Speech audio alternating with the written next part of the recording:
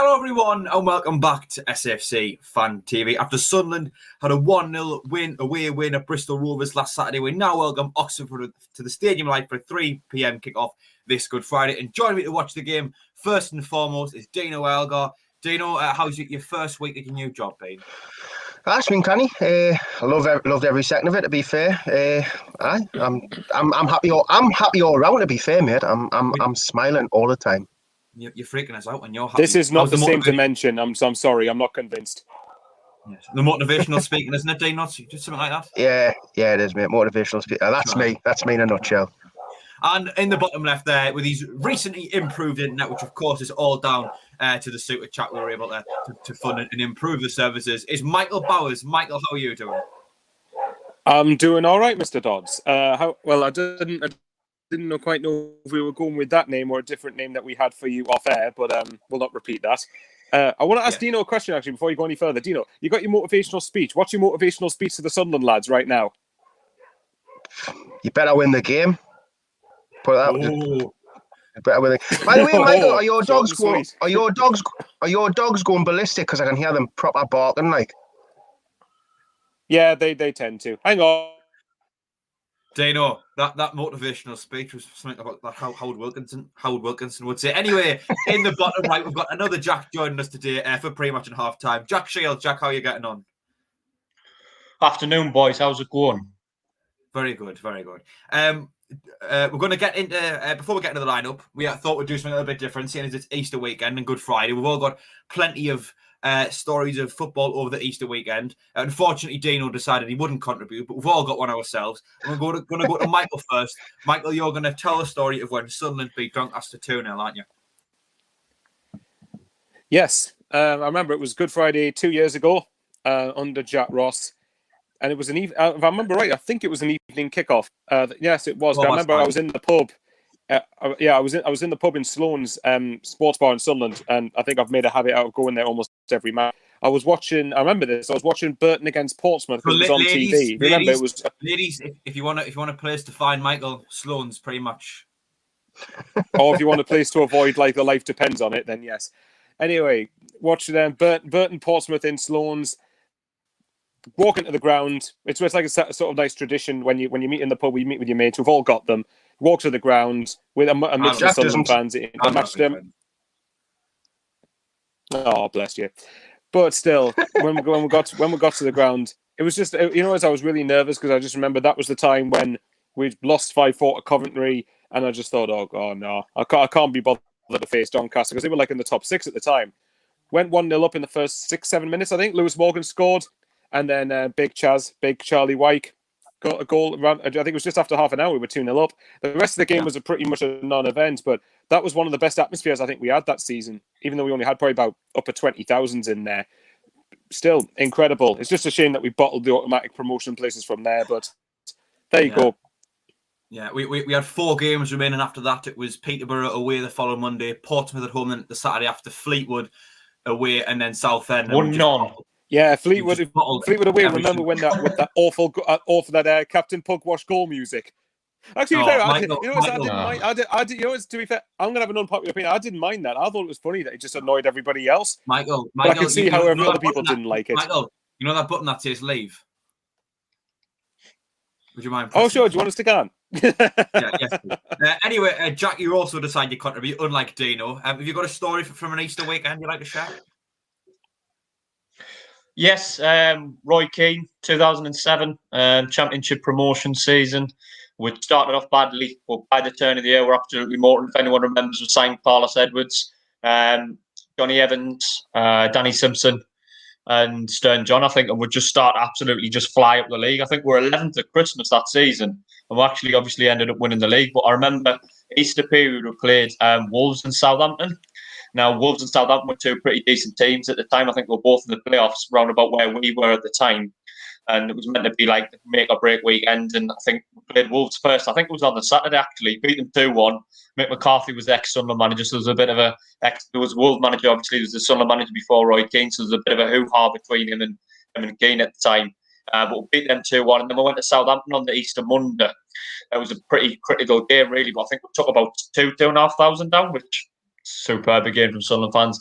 Went 1-0 down, and then Carlos Edwards and Grant Levitt pinged in 2 absolute worldy goals. Both of them were just class goals from about 30 yards out. The pair of them ended up winning 2-1, and then I think we won 4 of the last 5. I think we slipped up with Colchester, but won 4 of the last 5 and ended up winning the league. So, yeah, well, mine's a go on, Dean. I know you wanting in.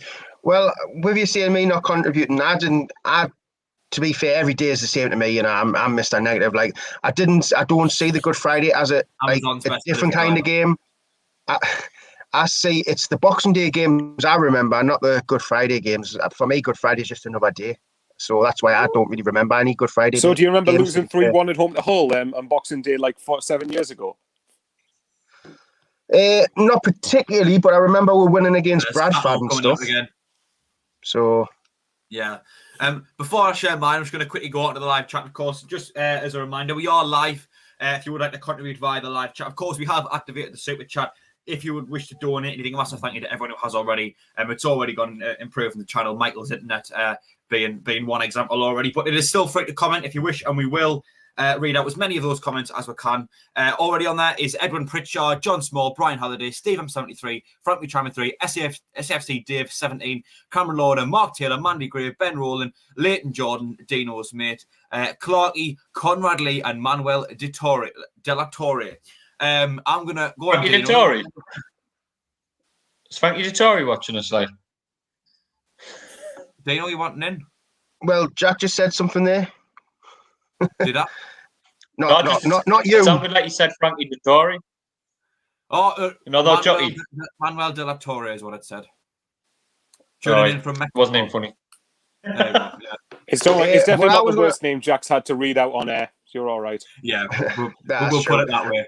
I was just going to say, obviously, Leighton Jordan, obviously, he's my friend. It's his birthday tomorrow, so I just want to say happy birthday to Leighton for tomorrow. Ooh, friend, yeah. Happy birthday. Happy birthday, Leighton. Have a good one tomorrow.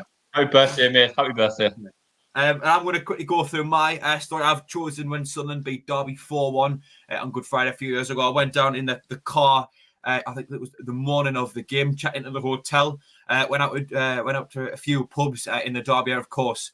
As someone would like to remind, I was only drinking Coke and water on that day, no alcohol for my little self. I know there was one pub we went in, and it was just completely deserted, and we went in. No one was there.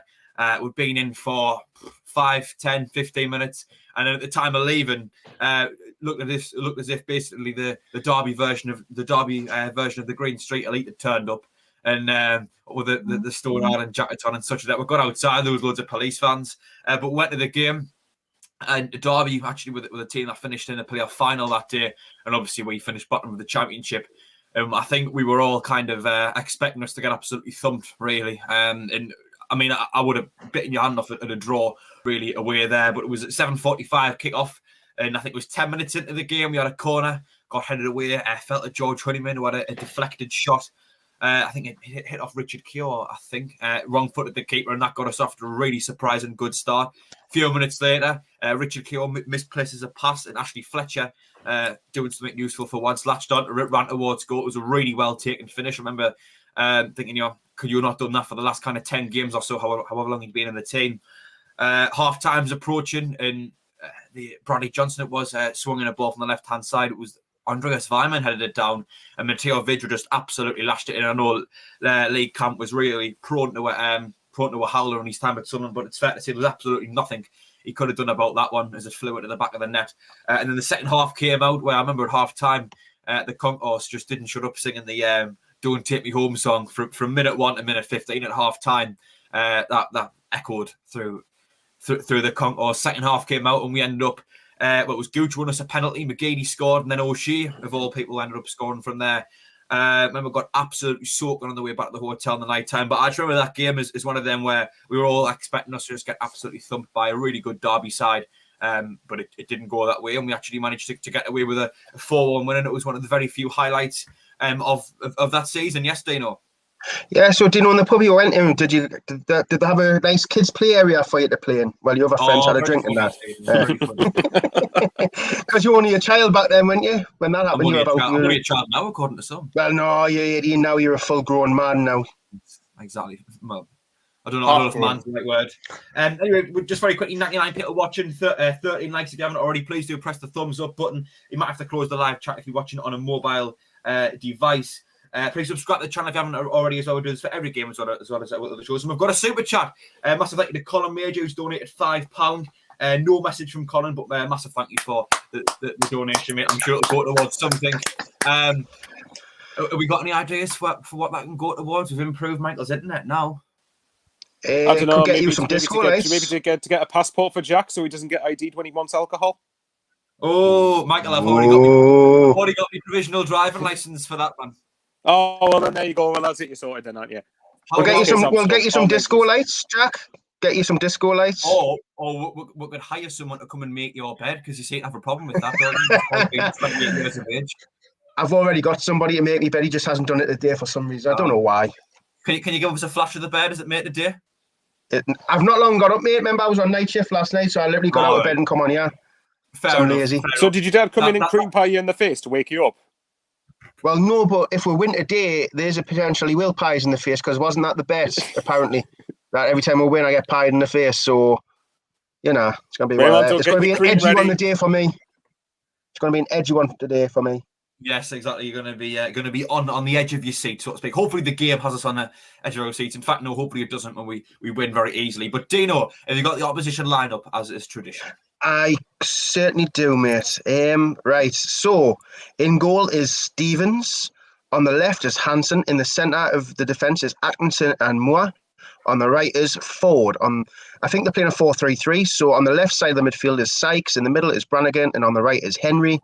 Up front, on the left wing is Barker. In the middle is Taylor, who I believe is their top goal scorer. And on the right is Shodapo. I think if I got that right. But that is the Oxford team, mate. Yes, and the Sunderland line up like this. In goal, number 1, Lee Burge. Number 2, Conor McLaughlin. Number 6, the captain, Max Power. Number 9, Charlie White. Number 11, Lyndon Gooch. Number 13, Luke O'Nien. Number 14, Josh Scowen. Number 26, number 16, Dion Sanderson. Number 25, Conor McFadden. Number 27, Jordan Jones. And number 28 is Aidan McGeady. Jack, we'll kick off with you, the guest on our show today. Although Dino's wanting to put in, as per Dino. What's wrong? Yeah, sorry, mate. I just want to ask, why do you mention the team like that by the numbers? Why don't you tell with the positions? Because Max Power could be playing anyway for all we know. Because I like giving the numbers out, Dino. Simple as that. Oh, okay. Sorry, mate. Sorry. You continue. You're the host. You do what you want. Yeah, exactly. You see that button? Leave studio. Yes. Anyway, Jack, we'll start with you. Your thoughts on the lineup? I'm pleased to see Jordan Jones back in the team. I think he was just coming into form when we got that injury a few weeks back. And I think if he plays at his best, I think he's too good for most teams in this league. So if we can get him on one side and Aidan McGeady on the other, Charlie White's just going to bang 5 in, basically. Yeah. Who was it taken out? There was a player taken out there. Carl Winchester taken out the midfield today. I thought he's been quite good as of late. You're not disappointed to see him taken out? I don't know with Winchester. I think he is neat and tidy. He does keep things ticking over, but I think get as many attacking players as you can in the team. I think if we blow teams away, like if we have McGeady and Jones and providing for White, I think he's going to get chances. So, yeah, Dino, when you look at that lineup, what are your thoughts and what do you think the formation could be today? Well, on here it says 4-2-2, but we all know that's never the formation what it says on the website. Yeah. That's just a dodgy that you use, that you always think it's right. What, the Sunderland Official Football Club website? They can't even get it. Yeah, it's that one, mate. They can't even get that right. They can't even get their own formations right. But obviously the back four, the back four practically picks itself with the injuries we've got. I mean, Luke O'Nien, Sanderson's a no-brainer at the back. Conor McLaughlin at the right. And McFadden on the left. I mean, that's a no-brainer. In the middle with Max Power and Scowen. I mean, I think Power's played very well in recent weeks. Scowen, people are still on the edge about Scowen. I mean, people would probably rather say Winchester in. I know Scowen isn't the best passer of the ball, but he gets stuck in and he does get a load of tackles in, which breaks up the midfield battle. I mean, good to see Jordan Jones back. I think his pace is amazing. He's got that bit of quality what we do need. Aidan McGeady picks himself. He's the highest assister in the league. He's been quality. Lyndon Gooch, I'm guessing he's going to be behind White because on here it says he's up front. Lyndon Gooch, I mean, it depends what you're going to... Lyndon Gooch is very 50-50 for me for the simple fact you don't know what you're going to get out of him. One day he's great, one day he's a passenger. And Charlie White obviously picks himself as well, even though he hasn't been the best in recent weeks, but you can't let him off with the season he's had. And if he isn't playing very well, you can always stick Rod Stewart up there. So we've got the options off the bench. I think we've even got a strong bench. Stewart. The bench is Rod Stewart. I think we've got a strong bench. I mean, the bench is quite strong, to be fair. Yeah. Agreed. On the bench is quite strong. Just quickly back onto the live chat. Hello to Ken Walton. A good morning to our friend over in North Carolina, Swan269. Hello to Bradley Young. Juan Martin Bravo's tuning in from Argentina. Afternoon to Daniel Jenkins. Happy Easter to you as well. Hello to Tony Young, and a massive thank you to Tony Young for the £50 donation last night. I was absolutely amazed to see that. Kevin Caden, Thane SAFC, and DJ Earth all in there as well. Hello to the Vegan Macam, Dean Wood, our resident Birmingham City fan, of course, Brian Halliday, James Jobling, and we've got another super chat. JP Gray 3 trumpeters, massive thank you for the $3 donation. Cheers from Alabama. Glad to see Jordan Jones back, so thank you for that $3, JP Gray. That'll go towards the channel, of course. Let's see what we can improve now. Maybe pay someone to come and make Dino's bed or something like that. That would be an obvious improvement for yourself. And glad to see Jordan Jones back. Yeah, I think we all echo that. Speaking of Michael, what are your thoughts on the line? We haven't went to you yet.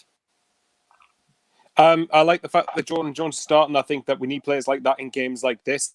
And, of course, obviously Peterborough. But we've got to look at the day's game first. I'll quickly mention the Super Chat. How many more people can we get to have the Super Chat? Donate the Super Chat to get Dino to say Ross Stewart instead of Rod Stewart. See if we can get him to say his first name correctly. Maybe. Obviously, I just want to make Didn't someone donate 20 quid for him to show his hairline last week? Yeah, that was just I don't know if it was 20. Yeah, but either way, I will point out with the super chat, you don't have to donate; it's entirely optional. It just means that if you decide you want to donate, absolutely brilliant. If you're just watching this and enjoying it for free, then that's okay as well. It's great to see everyone supporting us. Yeah. As for the lineup, the couple of changes I wouldn't have put Gooch straight back in. I think Gooch started last week, didn't he? Okay, so that was a bit of a poor thing on my part. I think I probably would have had O'Brien in there instead of Gooch, but I've got a feeling O'Brien might be safe for Monday. I know that in some ways that might sound a bit daft, but I think with the work that O'Brien does off the ball, I think against Peterborough, we're going to need that a lot. So although Lee Johnson's obviously going to want to focus on today's game first, that I don't know, I think he's got half a mind on Monday as well, which, we'll see what happens with the team we've got out today. As for I think it's a 4-2-3-1. It's already said on the streaming service that it's 4-2-3-1.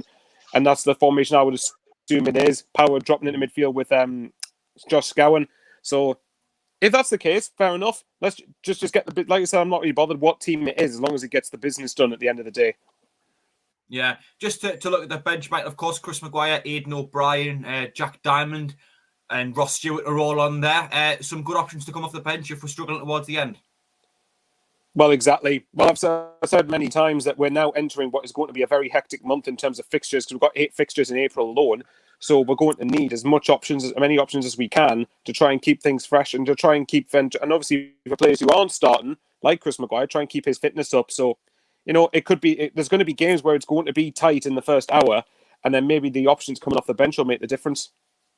Yeah, Jack. Before I go to you on one last thing, another quick glance at the live chat there. Aaron Evans thinks we're going to win 3-1 today. Hello to Rough as a Badgers, tuning in from Bolton Colliery, as always. Hello to Colin Major, our friend Colin Major. Aaron Fisher, CP7, I think, tunes in from Australia. Thin SFC says we're going to be 4-2-3-1. Hello to the meme channel as well, as Keith Lupton. Jack Ross Stewart on the bench today. Obviously, he got a goal in his debut. He's been coming off the bench the odd time. Charlie White hasn't been brilliant of late. Would you have wanted the same comment today, either to replace him or to actually play alongside him? I think it's good that we've definitely got him as an option at the very least, because with Charlie White as your only striker, yes, he's been fantastic. But I don't know about you lads, but I was terrified if he got an injury or a knock. You know what I mean? Because there was so many times he was the only scorer, he was the only real threat we had. I think you've got an argument from certainly starting one of the next 2 or 3 games, because as Michael's already touched on, the fixtures are coming thick and fast. I think there's we've got 10 fixtures in something like 7 weeks, 6 weeks. You know what I mean? And it's it's been like that for pretty much a lot of the season. But, from now until the end of the season, you're going to need to manage a squad. And I think that's been the difference why we've kicked on over the last few weeks. I think our strength I mean, in depth has helped. We've been able to manage injuries better than other teams might have, and I think that could just prove the difference. If Lee Johnson can get the right rotation of players at the right time, I think we're going to be on a winner. And I think certainly looking at bringing Ross Stewart in, if not today and Monday, then certainly in the next week or two, I think he's definitely got a shout for starting. Yeah, definitely. I think no one could have really argued if he came in today. Ben Allison, SAFC on the live chat. Jack Ross's biggest fan says Sunderland are going to win 4-0 today. Luke Darby says, good to see Dino back. Yes, after he dropped us in it yesterday, leaving us without his presence on Thursday Night Live. Kevin Caden said, what about Diamond Sandy's new contract? We haven't gone for that, actually. Maybe we'll go through that if we had time. Big Dan Wilkes saying, Jones to get a goal 2-0. If you haven't already, leave your prediction in the live chat. We'll go through some of them before kick-off. Obviously, me and Michael made ours last night, but obviously Jack was just a guest today. Jack, what's your prediction for today? I'm going to go 2-1 to Sunderland. I think it'll be a tight, nervy game, but I think we'll just do enough to get over the line. We've done that quite a bit over the last few weeks. We haven't really played massively well in many of the games, but we just seem to be doing enough to get over the line, and I think that'll be the case today, 2-1. 2-1. And Dino, who of course dropped us in it yesterday, didn't appear. Did Dino drop us in it yesterday? I don't think you've mentioned it, Jack. Dino, what's your prediction? 7 times. What's your prediction? Score prediction. I mean, I'm sure I says on one of those shows that I think we're going to get beat once at least in the next run-in, and I says it might come against Oxford. So I'm a bit nervous for this game because I feel like Oxford are the team in form at the minute. I mean, they've been getting beat 1-0 and turned around to win 2-1. They're actually a form inside and they're pushing for the playoffs. So I'm going to say, and that's a bit negative, but I've just got a sneaky feeling it's going to be a 1-1. I've just got a feeling 1-1. 1-1. The Jack Ross special. I wouldn't be surprised if we drop points. Maybe Ben Allison would enjoy that. Would you take a 1-1, Jack, on us?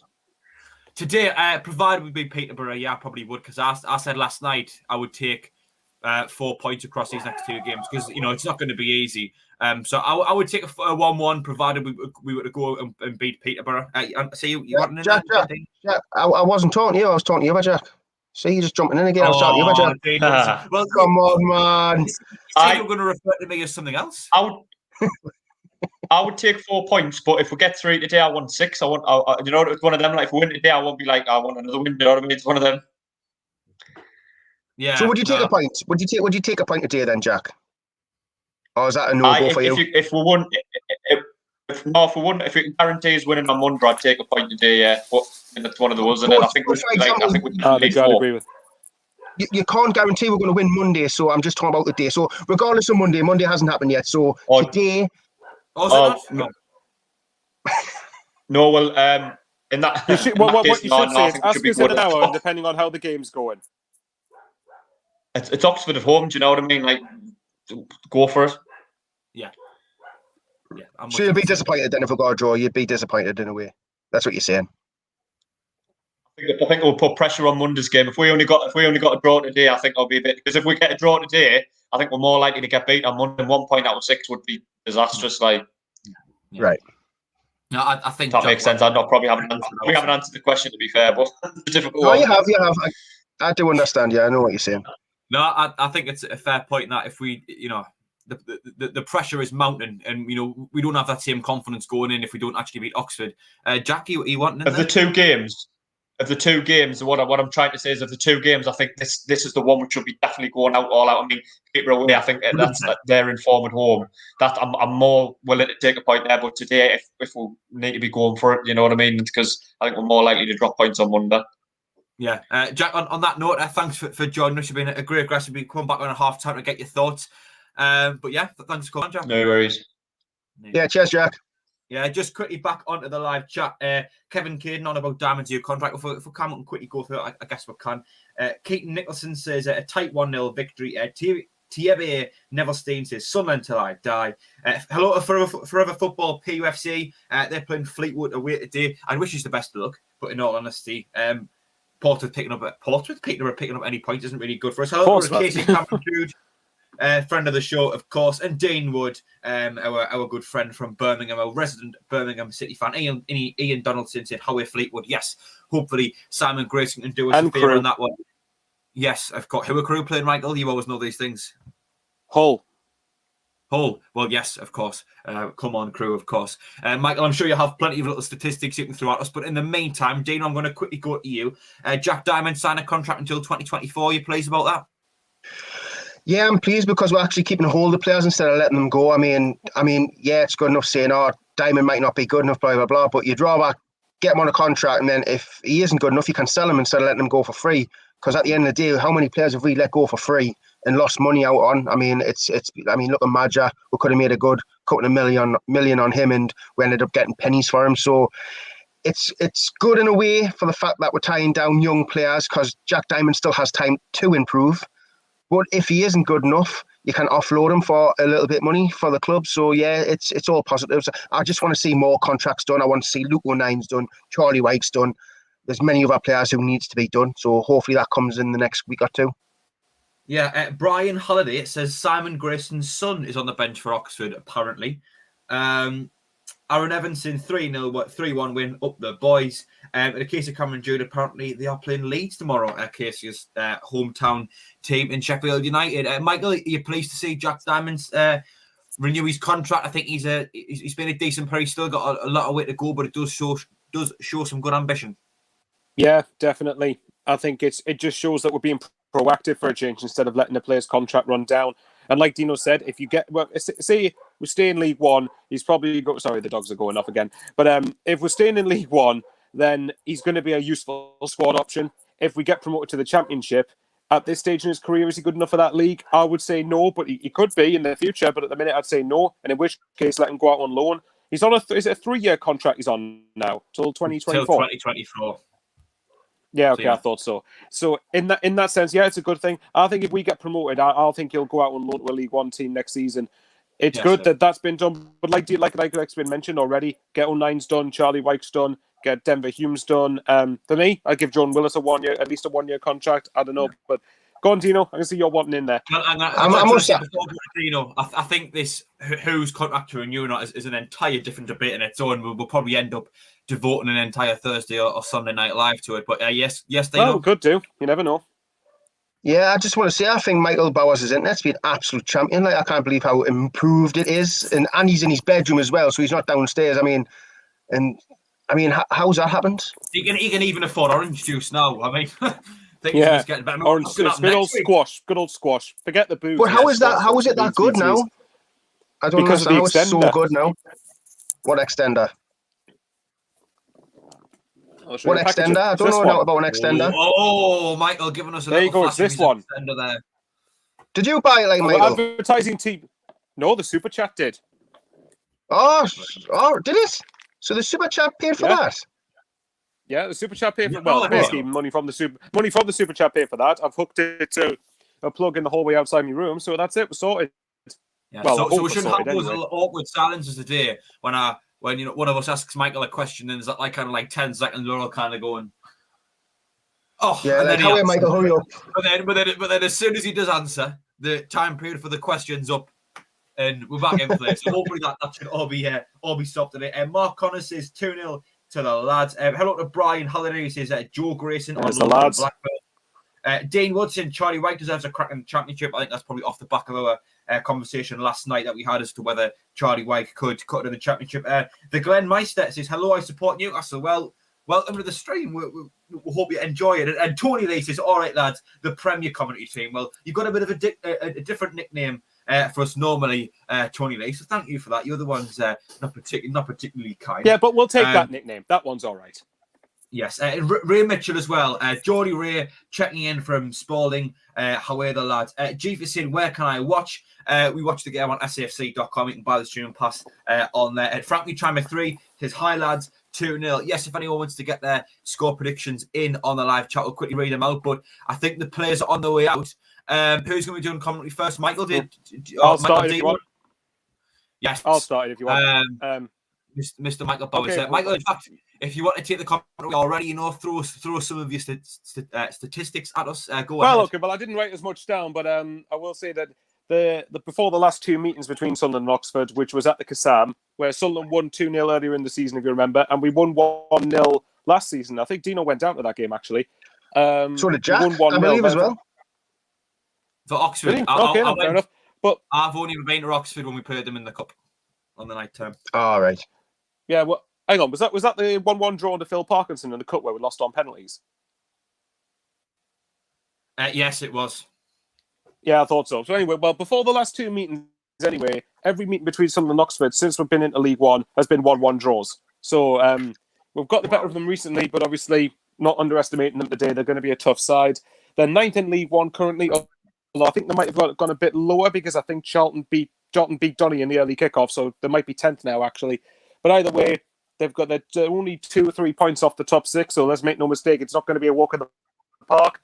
I know I say it every week, but honestly, sides like Oxford are a tough team to crack. They battered Lincoln last week. I know they only won 2-1, but they should have won by more goals. So, but I'd like to hope Lee Johnson's got it into the Sunderland players' heads to not underestimate them. Did any of you see that there, right? For the knee, Oxford didn't do the knee. They just stayed on the thing round the circle. That was strange. I saw that. Yeah, well, I know some teams are stopping doing the knee because they might not have as much impact anymore, unfortunately. Are we not playing on your Yeah, screen? we're just about to. We are now. Linda Gooch has just kicked the play off. So I'm on for 5 seconds now. Conor McGutton's got, so Sunderland, as per usual, at home are attacking from left to right in the first half. Aidan McGeady looks to try and press number 14 for Oxford, who's been forced to clear away for a Sunderland throw-in on the left-hand side, which McFadzean has taken. Scowen's received it. McFadzean has the ball back. It's been deflected back towards Josh Scowen. So Sunderland have started with the ball, as you probably expect. Luke O'Nine's just on the left side before the halfway line. Gets the ball forward. Jordan Jones. I think that's Jordan Jones. No, sorry, that's Lyndon Gooch. My mistake. From a distance, they look at when you look at their backs, they look a bit similar if you don't know the numbers. Anyway, so throw in on the left-hand side. Less than a minute gone into the game, which Sunderland are passing the ball around quite quickly, looking to try and start on the front foot. Dion Sanderson's now got the ball just past the centre circle.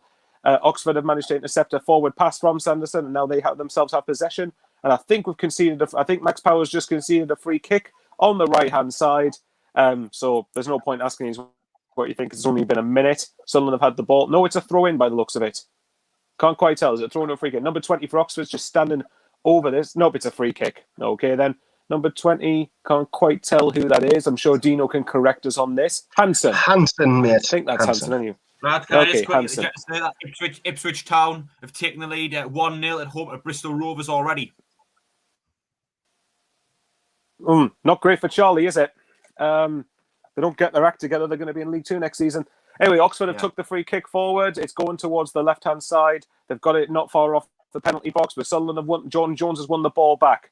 Jordan Jones has passed it back towards Luke O'Nine. Oxford are just pressing quite high up the pitch. Passes it to Dion Sanderson on the left-hand side. He manages to shrug off a challenge and launches the ball forward, but I think the referee has pulled it back for a free kick to Sunderland. So just nearly 2 minutes gone, still 0-0 at the Stadium of Light. Well, I say still 0-0. It's not even 2 minutes been played yet. Is there anything in the comments there, Jack?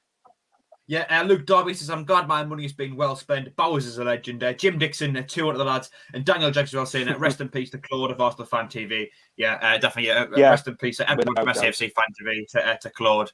That was really heartbreaking news. Yeah, exactly. Just people need to remember, just remember the impact your words can have on others. Anyway, Sunderland have a free kick on the left-hand side. Charlie White smiling about something. Don't quite know what it is, but anyway. Probably because he knows he's going to get a on goal. The left-hand side. They're just waiting to see who's going to be standing over this. Well, hopefully that is the case, Jack. Hopefully that is the case. Aidan McGeady and Jordan Jones are just standing over this. It's probably for about 40 yards out. Or maybe even be a bit further now. It's midway into Oxford's half.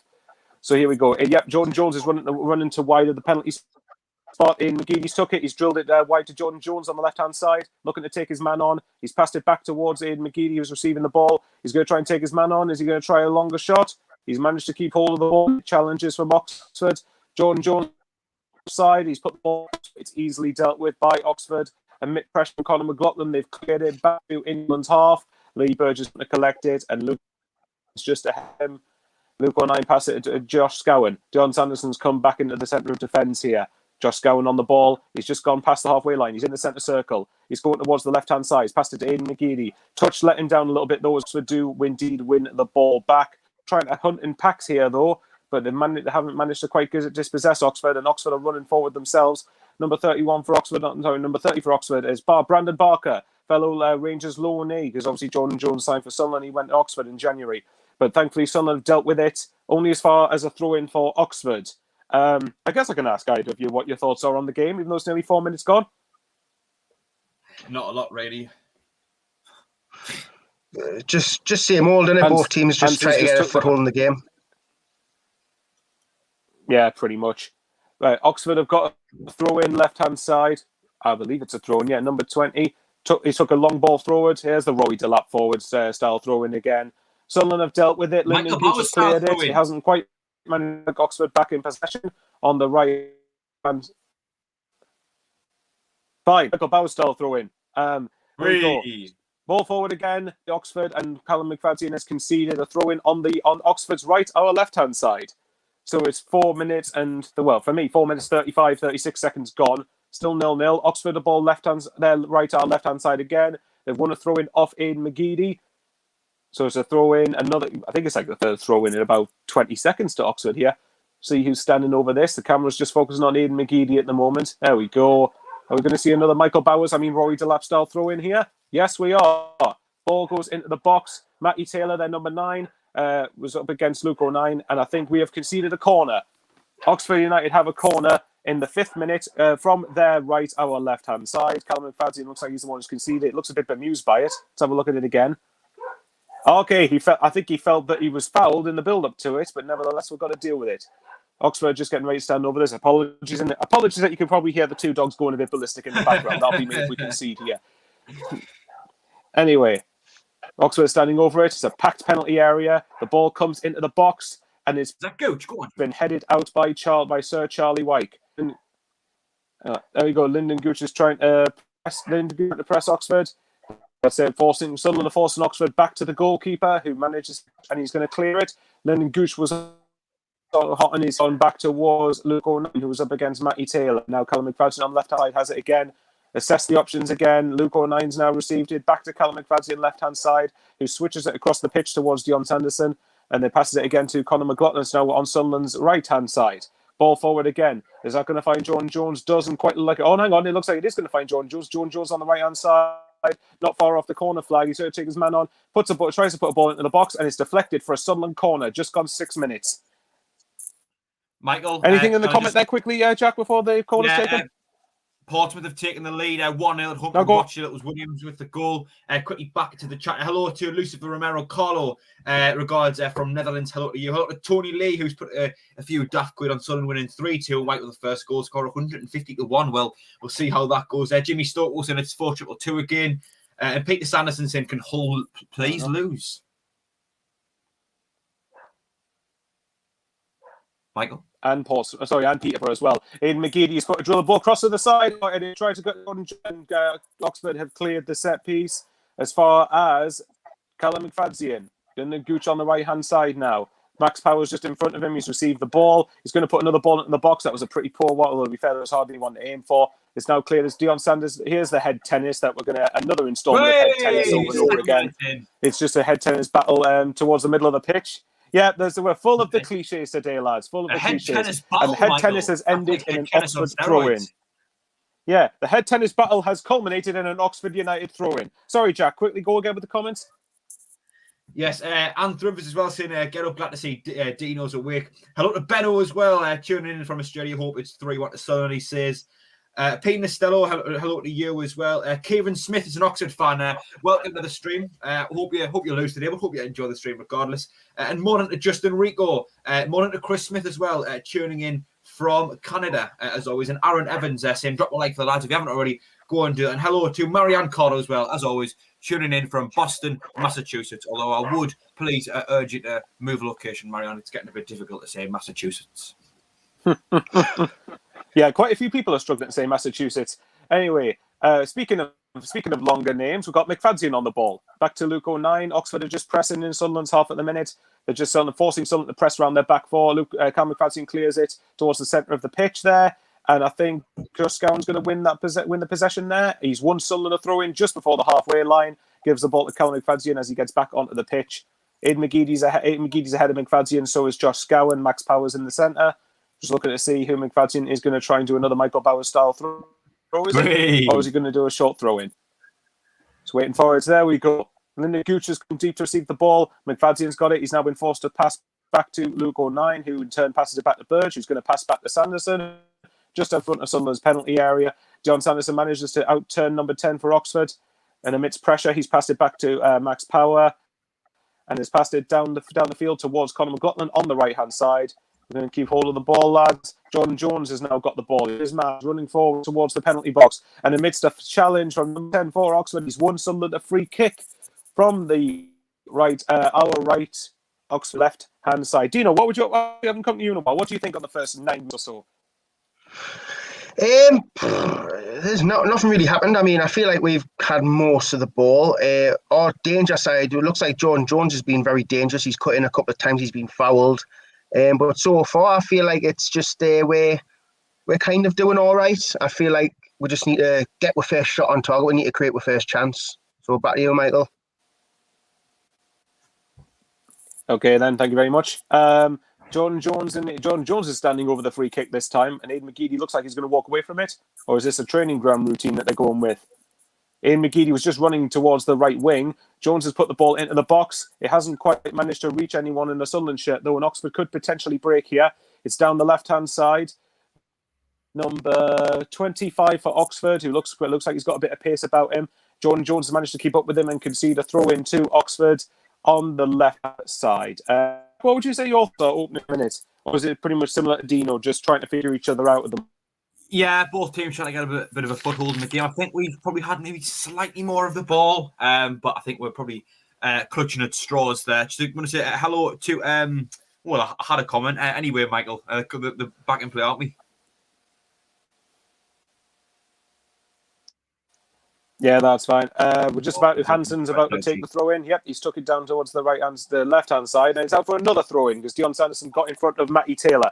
So quickly, is there anything else happening in the football? Oh, never mind. No, the throw in's been taken again. Hansen took it again, and it's out for yet another throw. We're not going to do this again, are we? It's going to be yet another throw in, but I think this time it's just Sunderland. Conor McLaughlin's just standing over it. So I'm not going to ask for a break because I know the instant I do that, we'll have another instant. I'll do that. We'll get back in play. Conor McLaughlin still got hold of the ball. Go on, do a Michael Bowers throw in. Hey, there we go. He's done it. Yeah, well, it's thanks to you. You've put that in my head now. Oxford have got the ball back. They're in Sunderland's half. Aidan McGeady tried to intercept them, but it hasn't quite managed to win possession back. Now we're down Oxford's left, our right-hand side. We're back now towards the centre. No, it's now Hansen's ball. Then Gooch is trying to press Oxford, but they managed to keep the ball just after the halfway line. They're going to launch. There's another phrase I'm going to invent randomly. The switch launch, though. Oxford's keeping the ball on the right-hand side, and I think, no, that's not a free kick. Yeah, well, I'm saying that just for the hell of it, to be honest. Anyway, Josh Scowen's ball. McFadzean's to his left, passed it to McFadzean. Scowen's just ahead of him. Here we go. We're going to try something here. McFadzean just switches the ball back across the pitch towards Sanderson, and he's going to leave the ball for McLaughlin. No, he's not. He's going to pass it to Max Power, who passes it back to Lee Burge, who passes it to Luke O'Nien on his left. Just outside Sunderland's penalty box now. Max Power's now got the ball. You can tell Oxford are pressing in high. Oxford have got quite a few numbers forward, as is probably expected. Max Power back to Luke O'Nien. Callum McFadzean's ahead of him. Gets the ball before the halfway line. Max Power tried to make an overlapping run here. O'Nien's got the ball. O'Nien, McFadzean passing the ball between them. McFadzean launches the ball forward, and that's going to be out for an Oxford United throw-in. 12.5 minutes gone. Sunderland 0, Oxford 0. To the comments. Yeah, hello to Alfie Carver tuning in from Seam. Hello to the legend, our good friend Tom Wallace. Tom put forward a good question last night. We had a good chat about it. Hello to Bodie's Miniatures as well. Bono Brito, fantastic name, tuning in from Brazil. Karen Monk as well. And Daniel Jenks to say, shall we play SAFC Fan TV bingo? Tick off the phrases like as you hear them. Bit of head tennis, back to Bailey White. We'll have to do more for that. Switch, launch, Michael Bowers throw in. That works. Yes. Sunderland have got the ball on the left. Sunderland, McGeady's down the left-hand side. There's only really Lyndon Gooch in the penalty area. Lyndon Gooch tried to get ahead of his man, tried to turn his man to get the ball, but it's out for a Sunderland corner. I think Aidan McGeady's going to walk over to take it. Let's have a look at this again. Aidan McGeady cross from the left, aimed towards Lyndon Gooch just outside the 6-yard box, but it's been well intercepted by the Oxford defender. So Aidan McGee's just going to place the ball on the corner. Well, I was going to say on the corner flag. That makes no sense. On the little corner quarter circle. Let's call it that. Aidan McGee's the corner box. Jordan Jones ahead of him. Are we going to try a short corner? Quadrant, that's it. There you go. That's the official phrase, the quadrant. Anyway, from the quadrant, the ball's come into the box, and the keeper has to receive the ball without too many difficulties. So, I've got just another minute of commentary in this first half. So, I'm guessing it's Jack taking over from us, but I could be wrong. Yeah, I can do, Michael. Anyway, the keeper's got. Okay, then. Anyway, another minute. Keeper's just kicked the ball forward. He's going to try his own switch launch. Callum McFadzean intercepts it, clears it back, and Oxford have headed the ball, done a bit more head tennis back to their keeper again. He's just trying to urge it. I think it's Stevens, Oxford's goalkeeper, just trying to urge his defenders to get forward. He's got the ball down on the ground. He's just going to launch it forward. Centre of the pitch now, into Sunderland's half. McFadzean, sorry, not McFadzean. I think Dion Sanderson somehow was actually Dion Sanderson looked like he was potentially fouling Matty Taylor. Somehow it was a free kick. McFadzean was getting marauding on the left hand side with the ball. He's put the ball forward. Is Lyndon Gooch offside? No, he doesn't look like he is offside. No, he is offside. That's what I mean by Gooch. Gooch's decision making sometimes can be a bit questionable. But anyway, Jack, as it's going to be gone. Go on, Dino. Michael, your internet's been a little bit shoddy the last 5 minutes, so I would say leave, then come back. It might reset it. Oh, we might have to put more of the super chat money towards improving Michael Bowers' internet. All right, then we shall try that. Well, it's Jack's turn to commentate anyway, so go for it. Yes, as the Oxford goalkeeper launched it forward, Dion Sanderson goes to win the header, comes straight back at us. So Oxford played through the midfield. Then number 17 coming towards our box, slips it into the box. Luke 09 hooks it away. Just quickly back onto the chat. Hello to Mad Macklem as well, saying, are we going to get Dino's magic halftime Bovril disco? David Spencer saying he's frustrating. Hello to Alex Scaldon as well. I hope you are as well. As Oxford have taken the throw-in out on the left-hand side. Going back towards the halfway line, it seems, just back to the goalkeeper inside the box. Now, just very quickly, 220 people watching, 98 likes. If you haven't already, please do hit the thumbs up button, see if we can get 250 likes by the end of the stream. If you're watching on a mobile device, you might need to close your live chat in order to do so. It'd be much appreciated if we could get there. We normally do. Is Oxford are just passing the ball around. I think that's Cameron Brannigan, their number 8, switches it over towards the right-hand side. Callum McFadzean heads it back into the path of an Oxford player, though. And the little come out as Josh Scowen cuts that out well. But Oxford are cutting inside now from the right-hand side over to number 30. But Jordan Jones intercepts well out for an Oxford throw. And quickly back to the chat. David Spencer saying quadrant is Tony Lee's asking me to get a goal. If I could, I would. Aaron Fisher, come on, son. And Casey Cameron Jr. saying, I've liked the stream. You're on 105 likes now. So appreciate everyone liking. Benno saying, Luke 9, good clearance. Yes, it was indeed. Throw-in taken then towards the box, taken down. Good bit of pressure from Max Power there, but Oxford managed to retain the ball out on the left-hand side. Goes inside now. Scowen putting a bit of pressure on the ball, gets knocked back over the halfway line. Wyke goes to chase, but it comes over to our right-hand side. Ball lobbed forward. Little 9 tries to get there, but it goes, sees it out there for his Sunderland a goal. Kick 123 likes according to Christmas. So thank you for everyone who has done that. If I can get 150 by half time, 250 by the end, that would be absolutely fantastic. Dino, we've played 70 minutes. What are your thoughts? I mean, I can't even remember anyone really having a chance. So it's been a bit of a drab game at the minute. I mean, no one can really take a foothold in the game. I feel like we've had more of the ball, but we haven't done much with it. We just need to get that first chance, and then maybe it'll breed a bit of confidence. But at the minute, I mean, no one's really taking the game by the scruff of the neck at the minute. Yeah, it's a long ball punted forward now from Lee Burge, looking for the header. Charlie White, who does fine, trying to settle in Gooch. I think Gooch could be in as a second striker potentially today. Looks it could be that way anyway. I'm sure we'll see as the game unfolds. But Oxford have the ball back in their midfield now. Conor McLaughlin's done well to stand up and just pause their attack, really. As Oxford still trying to come at us on the left-hand side. A sharp little turn there by number 20, and Conor McLaughlin dove in. Definitely a free kick there. Conor McLaughlin just taking the Oxford player's legs away from him as he was trying to turn away from him. Aaron Fisher asking what are our predictions. I think we all did them before the game. Mine was a 2-0 victory. Conrad Layson, super chat checklist. 1, Wi-Fi booster for Bowers. Tick. 2, new phone for Bowers Cross. So maybe that's what we'll have to work on next.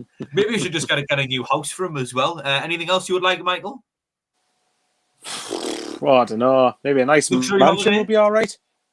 Luxury holiday, a new car. Yeah, that wouldn't be too bad, would it? That wouldn't be too bad. Yeah. Yes, Mike Nyamaz says hello from France. How are the lads? Hello to you. And David Spencer says flat. I assume that's his little synopsis of the game, which I think will be fair as the ball goes back to Oxford's goalkeeper inside his own box, switches it over towards the right-hand side. Some would say switch launch. Josh Scowen nods it forward, looking for Aidan McGeady, but the ball goes out for an Oxford United throw-in out on their right-hand side. And we're left to be number 14 to take it for them. Very, very sunny day, it appears, at the Stadium of Light. Throws it infield now. Ball managed to find their number 17. He slips it over to their right winger now, who's got the ball out on the right-hand side. He's Callum McFadzean standing up. Can he beat him?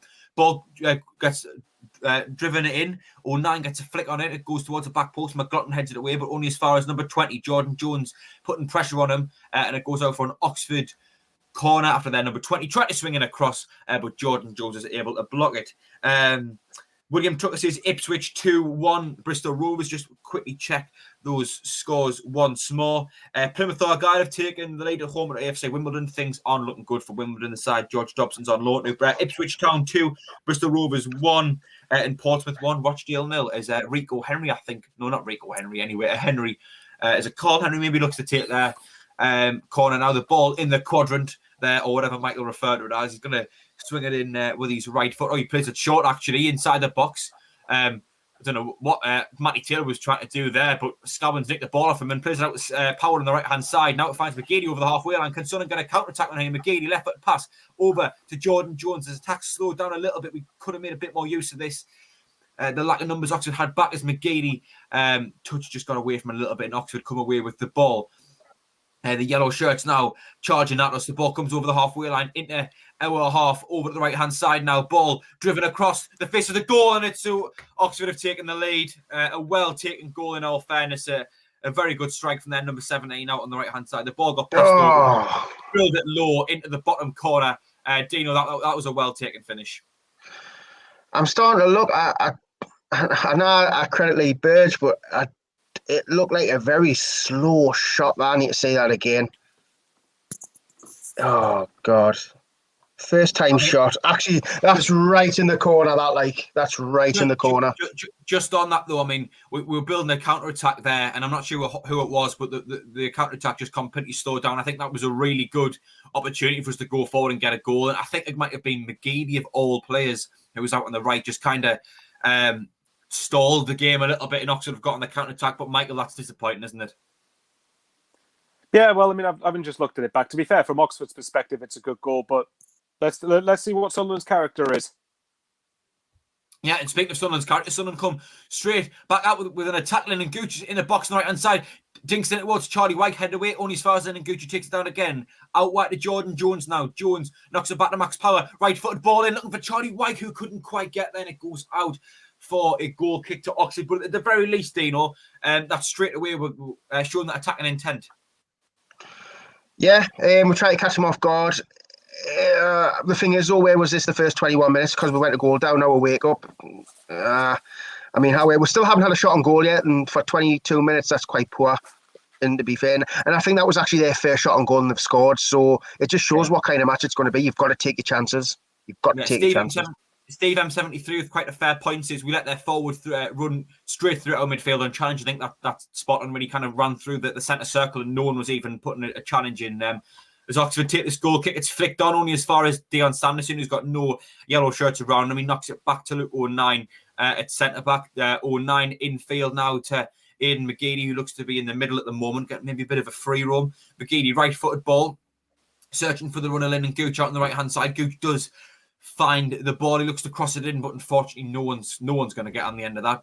Jordan Jones putting a bit of pressure on, a little push in the back there, and that is a free kick. Michael, what are your thoughts on Oxford United's opening goal? I think defensively, but funny enough, actually, I think it's one of those I'm just going to praise Oxford for it because, you know, I felt like we'd at least tried to block the shot. I think it was Luke 09, but I could be wrong on 09 and McFadzean tried to block the shot, stop them from shooting. And to be fair, it's just a very well taken finish. But like I said, I'll be bothered by how Sunderland respond to this because we've got to. Because I think I've just realised in all three home games against Oxford since we've dropped into League One, we've gone 1-0 down. So we need to obviously turn it around. Yeah, hopefully this is the time that it's different. This does seem to be that the season when we do things differently, though. So hopefully it is. The Sunderland have a free kick after Power's just been dispossessed, but I think fouled there. Coming over towards the right hand side is Dean Wood is saying Sunderland need to wake up. That is an awful joke from Dean Wood there. Tony Lee said, I meant an Oxford, I meant a Sunderland goal and Oxford Jack. Well, unfortunately, Tony, it didn't have much to do with me, unfortunately. DJ Earth reckons playoffs this season. I'm still very confident we'll get in the top two. David Spencer in a flat 24 minutes. James Woodmass saying no one can defend Gucci. So power, embarrassing how much he's declined.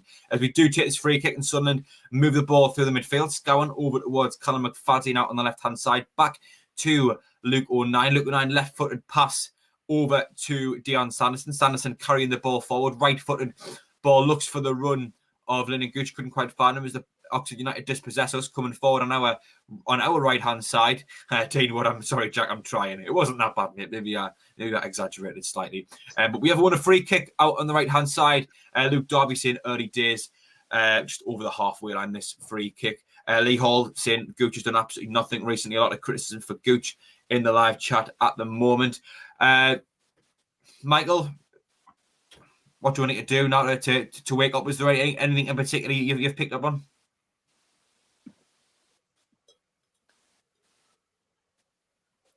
Well, for starters, get an equaliser and preferably get it before half-time as well.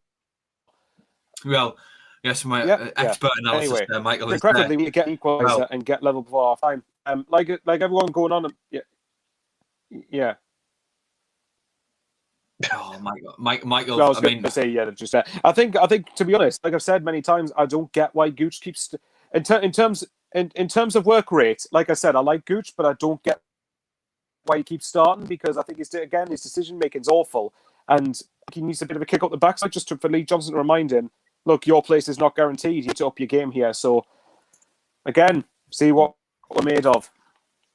Yeah, definitely. This shows what kind of characters we have in the squad. Really, is that goalkeeper takes the goal kick now, which Dion Sanderson gave away. Power chests it down. It's intercepted by their number 10 on the halfway line. Oxford coming at us again. Ball ding forward. 9 heads it down to Dion Sanderson, who knocks it over towards Conor McLaughlin at right back, right-footed ball going forward. White's header is only met from another yellow head as the Oxford try to build an attack.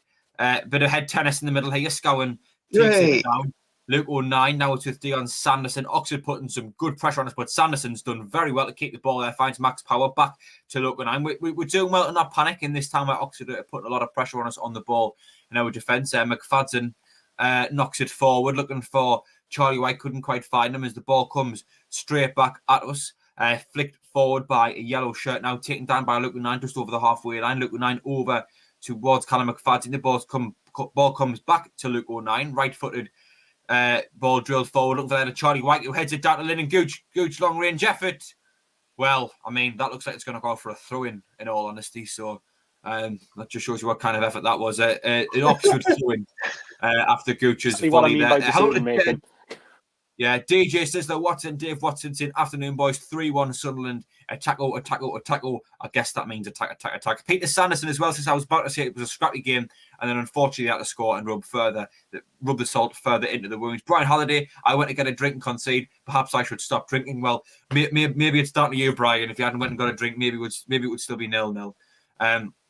As Oxford to take this throw in now, goes up the line. A bit of head tennis in the middle yet again as McLaughlin heads it forward. Brannigan nods it down, but only as far as Jordan Jones out on the right-hand side up against their left back. He's got Max Power in support. Jones crosses it in, but no one's really there. Maybe that was slightly overhit for White. I don't think White was ready for the cross coming in there. Jimmy Stoke was saying looking garbage going forward. Yeah, we haven't been particularly impressive going forward. Aaron Fisher says we're up to 141 likes. 253 people watching. If you haven't already, please do give us just press that thumbs up icon, see if we can get to 250 by the end of the stream. So thanking everyone who has done. James Woodmass saying Gooch getting off a lot of criticism for Gooch in the live chat at the moment. Oxford taking this throw now on the right hand side. It goes up the line, goes over a few heads. Luke O'Nien wins it though into Lyndon Gooch in the centre. Now it's with Jordan Jones. Jordan Jones carrying the ball, trying to find an option. He's got Conor McLaughlin at the line who he tries to find, but the ball unfortunately gets intercepted. Conor McLaughlin takes the throw in, knocks it back to Max Power. Now it's Dion Sanderson. Sanderson at centre half over the right hand side into Jordan Jones, who tried to flick it, like Lyndon Goose, he tried to flick it on to Jordan Jones, but unfortunately wasn't able to. If you haven't already as well, please do subscribe to the channel. We do this for every single game we watch and give some commentary, talk about the game, as well as our other shows on a Thursday and a Sunday, and various other stuff we do, talking all about Sunderland, of course. If you haven't already, please do subscribe. As options have this thrown out on the left-hand side. Ready to take this now. CP7s are still in it, hopefully. Of course we are. Dion Sanders and headed straight back out of the store. This is when fat as a pancake, hasn't it, Dino? It has, mate. It's the thing is with Lee Johnson, he will change it. So if he knows it's not working, he will actually do something and change it. Where Phil Parkinson would just keep it the same and nothing would change. So at least we've got a manager who will see it's not working and do something to quickly change it. Yeah, definitely. It's a fair point. We're still in this game, one goal in its back level, isn't it? Really? Is there Orlando Curry? I'm going to say it. It says, "Let's go, Sunderland." Sorry if I have mispronounced your name there. James Woodmass, just saying, take Gooch off. I think as everyone else says, really. Daniel Jenks, maybe the wind caught Gooch's volley. I think that could be a potential answer. I will hand over now for the final 15 minutes to Dino. Dino, take it away. I didn't even realise it was my turn, but it's a throw-in to Oxford on the left, taken by Hansen, goes down the line. It's went past everybody and out for a throw-in, and Dion Sanderson takes it quickly, throws it down to Luke O'Neill, who goes at the bottom, gives it Lee Burge in the 6-yard box. Lee Burge takes a bad touch, but gets it away, only as far as Ford at right back, who will take the throw-in. It's about 50 yards. Shadapo is shown for him, but Ford is walking forward. Ford is looks for it, he goes down the line to Taylor. Taylor is under pressure by McFadden, who takes the ball off him, who plays it back Luke 9, who goes long. Brought down by Aidan McGeady, who is fouled. Or is it Charlie White? Charlie White. Charlie White is fouled by, I believe, is Ford, and it's a free kick to Sunderland on the left-hand side. Anyway, Michael, what would you do if it's still 0 at half-time? Would you make any changes? Gooch off, Maguire on. I think this is the type of game that I think Maguire would like. And again, I think we need to send a statement. I don't want to make Gooch a scapegoat, obviously, but I just think we need to give him the message that, look, you need to be on your game here to stay in the team. But that's just me. And I don't know what's gone on with this free kick, but I'll leave it to you. Yeah, free kick's been taken short, and it's with Dion Sanderson now, about just outside his own box. Gives it to Max Power on the right side of the pitch. Plays it inside to Conor McLaughlin, who goes down the line looking for Charlie White, but it's cleared by Atkinson, the centre back, and it's a throw into Sunderland on the right hand side. 31 minutes gone, and it's Sunderland 0, Oxford 1, and I do believe Henry scored the goal. McLaughlin will take this throw in on the right side. He throws it to Lyndon Gooch, who's under pressure. Gives it back to Conor McLaughlin, who goes for it to Charlie White, who flicks it to Jordan Jones on the right side on the touchline. He's met by Hansen. He does a couple of step overs. He plays it inside to Max Power, who plays the ball dangerously. The keeper punches it away, and it's fell to Aidan McGeady on the left side of the box. Aidan McGeady under pressure by Ford. He's on the touchline. He tries to spin him. He's stood him up.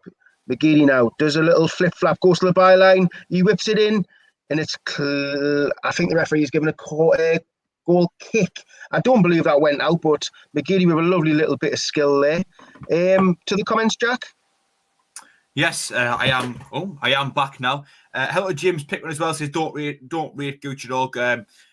One good game every 4. Ellie also we need to take Gooch off and then get Maguire or Stewart on and go. Yeah, Jack. My mate James Pickering. I'm going to interview his dad now. Oh yes, your mate James Pickering. And what are you going to do with his dad, Dino? I'm going to interview him, mate. I'm going to interview him. Oh, you should have mentioned. I've never mentioned it before.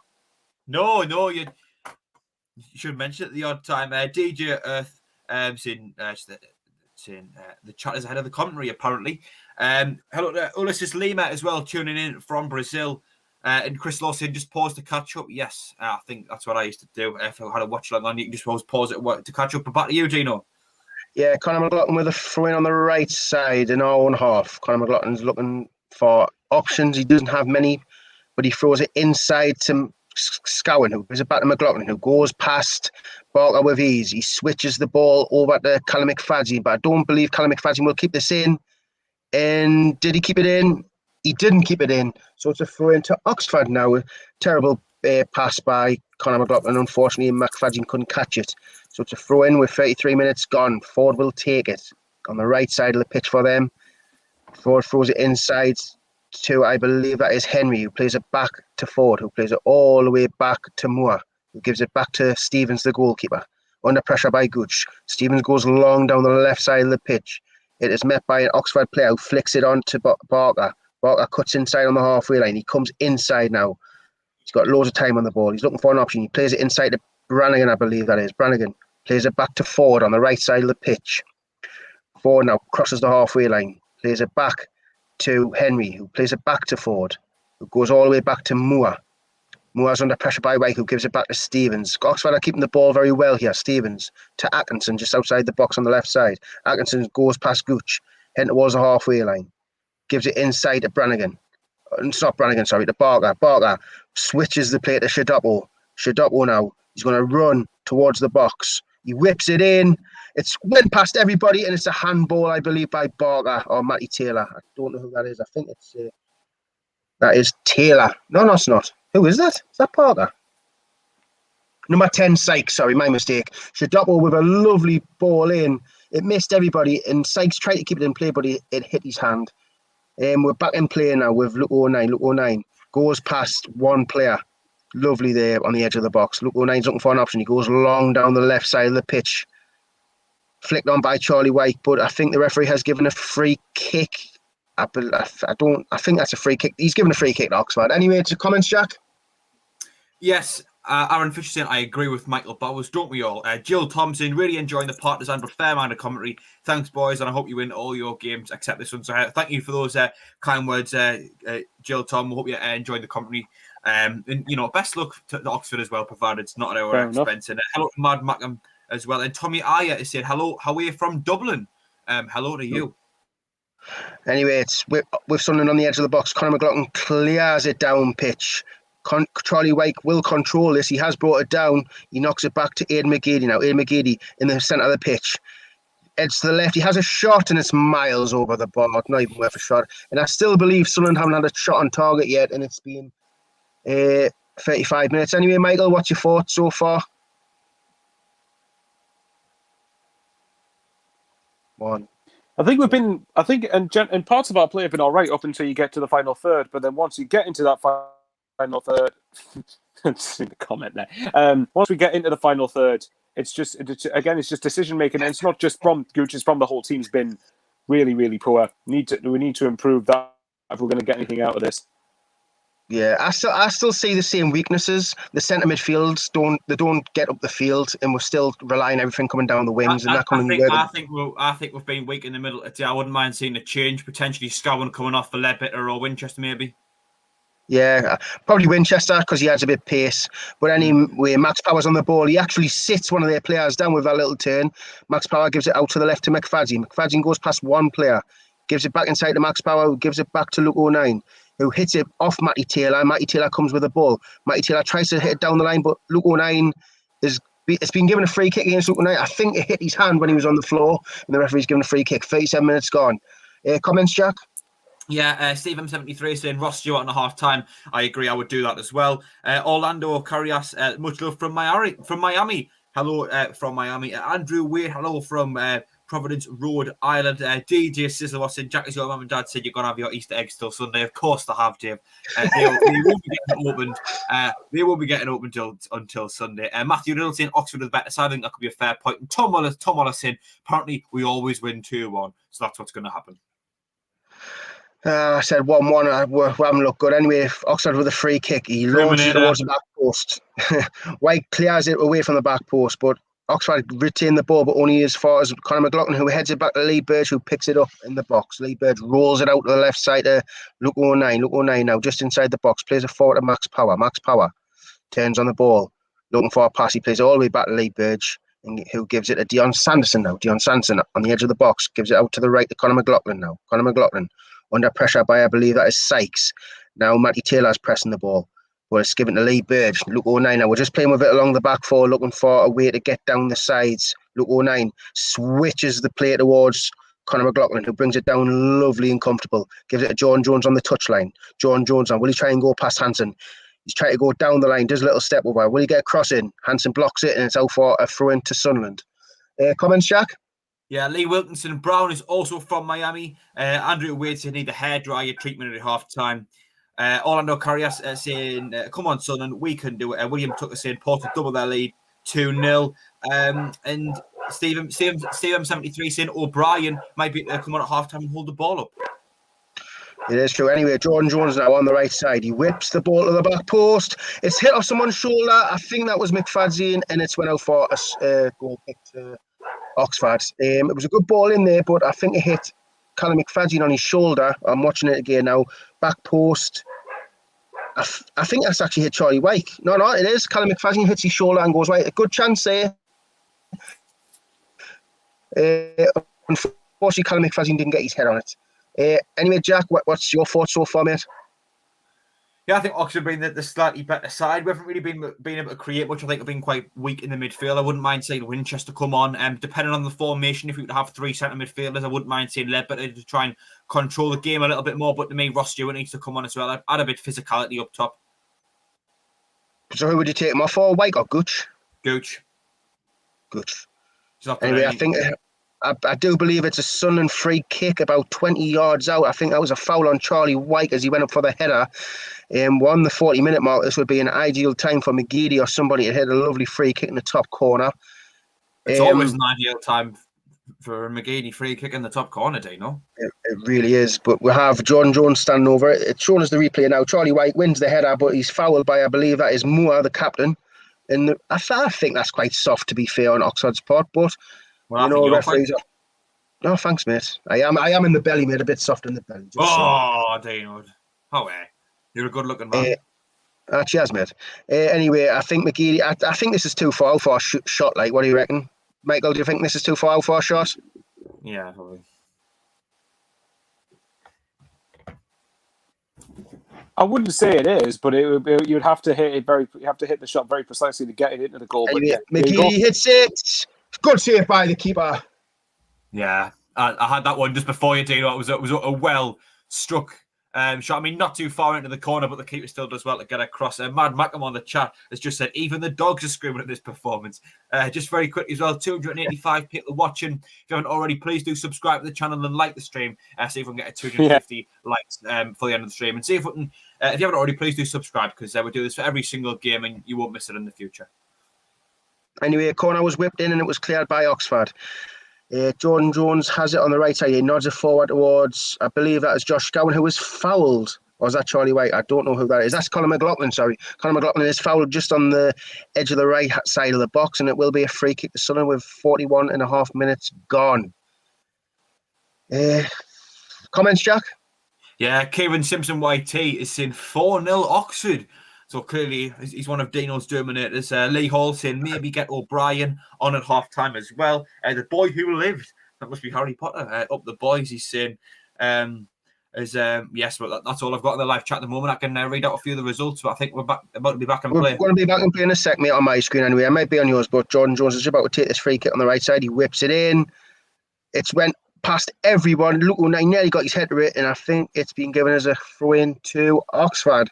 Anyway, Michael, I don't know if your internet's playing up again, but what's your thoughts? We've got a couple of minutes left. All of that money on the chat wasted. It's been a poor half for you. Oh, no. I might try and see if I can get downstairs for the second half, actually. Yes, go on, Bowers. As far as that was concerned, I think, again, decision-making in the final third has been atrocious. Like you said, we haven't had a shot on target yet, have we? Yeah, the free kick counts as a shot on target. You would not be that interested, I promise you. Anyway, John Jones now cuts inside. John Jones plays out to Max Power on the right, who will whip an early ball in towards the back post. It's went past everybody, and the referee is given a free kick. I don't know why you were doing that, Jack, because that happened. I don't know. I think you're just making it up as you go along. No, just Power's free kick. I thought someone was going to get on the end of it. I mean, this has been a very poor game overall. Just to even get a cross whipped in and someone get close to heading it, that's probably been quite one of the highlights, to be honest. It's going to be interesting to see what the other Jack thinks about the game, because I think it's been awful, to be fair. Anyway, it's a free kick, and Stevens will take it. Stevens goes long down the left side. It brought down there lovely by, I believe that is Sykes or Barker. No, it's Matty Taylor. But the referee's given a free kick. Another soft one by the referee. I don't know what the referee's saying. I think the referees forget this is a physical game and it's not a game of pig and netball. Anyway. Sorry, I forgot you're a referee as well, Jack. I apologise, mate. Union, we've got to stick together, us the men in the Anyway, Lee Bird with a free kick just on the right side of the touchline. Lee Bird goes long down the left side. One flicked on by, I believe that is Luke 09, but it's cleared away by Oxford. But only as far as Shadopo, who will keep that in. But Callum McFadden does take the ball off and gives it inside to Max Power. Max Power now looking for a pass. He passes it back to Luke 09. Luke 09 now looking for a pass. He plays it out to the right to Conor McLaughlin, who goes down the line to Jordan Jones, who's under pressure by Hanson. He comes inside. He goes past 1-2 players, but has the referee given a free kick? No, he hasn't. Brannigan gives it to Henry, who gives it out wide to Ford, who gives it back into Brannigan. White puts him under pressure and he gives it back to Moore. Moore now looking for a pass. White nearly took the ball off him. Moore gives it to Ford. Now Ford goes down the line, but it's intercepted by Luke 09. Gives it inside to Scowen, and Scowen gives it to Dion Sanderson. 44 minutes gone here, nearly 45. Conor McLaughlin has it now. Conor McLaughlin plays it in the middle of Max Power, goes a long ball down the right side looking for Jordan Jones. Will Jordan Jones get there? He will, and the referee's given a free kick. That was well played there by, I believe, no, it's Lyndon Gooch. My apologies. Lyndon Gooch is fouled by Hanson, and it's a free kick to Sunderland. Comments, Jack? Yeah, Brian Halliday saying set play is not working. Well, hopefully this one does. Daniel Jenks saying 4-0 Oxford. How far are we all behind in the stream? Kieran Simpson YT, Hull drawn, Peterborough drawn, and we need to win, but bottle big games. Jesrin Gomez says Sunderland will come back on the second half. And Colin Major asks Michael, who will let the dogs out? I'll tell you what. Answer back in about 10 seconds, wouldn't he? So I would definitely bring Ross Stewart on. I mean, even just for like this when we've got a ball at the box. Yeah, Max Power with a free kick down the right side now. Right. Max Power will whip it in towards the back post, and it's just went past absolutely everyone, but Josh Cowan will recover the ball on the left side. He gives it to Ian McGeady. Ian McGeady stands his man up, tries to make a bit of space. He comes inside. He goes past 1-2 players. He flicks it towards the back post. Header one. Fish, second shot on target. It's a good header by Conor McLaughlin, but it's straight at the keeper. Comfortable for Stevens. 46 minutes gone. There's 2 minutes left to play in this half. McGeady with a lovely floater towards the back post. Conor McLaughlin is there, heads it, but it deflects off their player and it slows the ball down easy for the keeper. Keeper goes long down the middle of the pitch. Lovely touch by Luke 09. That was a beautiful touch, and he plays it out to the left to Callum McFadden. Callum McFadden goes long down the left side looking for Charlie White, but Ford heads it forward. I think Ian McGeady just gets in, does a lovely little spin to get away from the player and gives it back to Luke 09. Luke 09 goes past one player and switches the ball to the right side. Jordan Jones, will he get there? Will he keep it in? He will. Jordan Jones now does a lovely little step over. Goes past one, goes past two. He's in the box. He puts it in, and it's a goal. Good!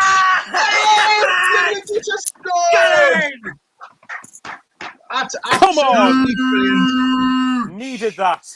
Needed that. I mean, badly. Jordan Jones. That was created by Jordan Jones. That Jordan Jones goes past one, goes past two. Just slitted, and he's just scored. Michael, you really need to go downstairs. Michael, you really need to go downstairs. Yeah, Jordan Jones skips inside. Right, I'll see you at the start. That was a well-worked goal for Jordan Jones. Did most of the work. I'll see you at the start of the second. Just leave, Michael. You're just cutting out. I can't hear what you're saying. Anyway, it's a goal for Lyndon Gooch. Well played by Sunderland. It was a great build-up play. McGeady takes the ball, does a spin, gives it to Luke 09, who goes past one player, switches the ball to Jordan Jones, who keeps it in play, skips past one, skips past two, inside the box, plays across the goal, and Lyndon Gooch is there to fill it. And it's a 1-1 just before half-time. What a goal, Jack. What's your thoughts, mate? Yeah, brilliant work from Jordan Jones out on the right-hand side. I think he beat some players, didn't he? And then he puts it across. I mean, all the credit for me goes to Jordan Jones. You know, give credit to Gooch. He was there and he did convert. I mean, would have been harder to miss, but great work from Jordan Jones before anything else. And that's the importance of having him in the team. He's just got so much quality on the ball and some real end product, which is something that our players lack. But anyway, it's half-time.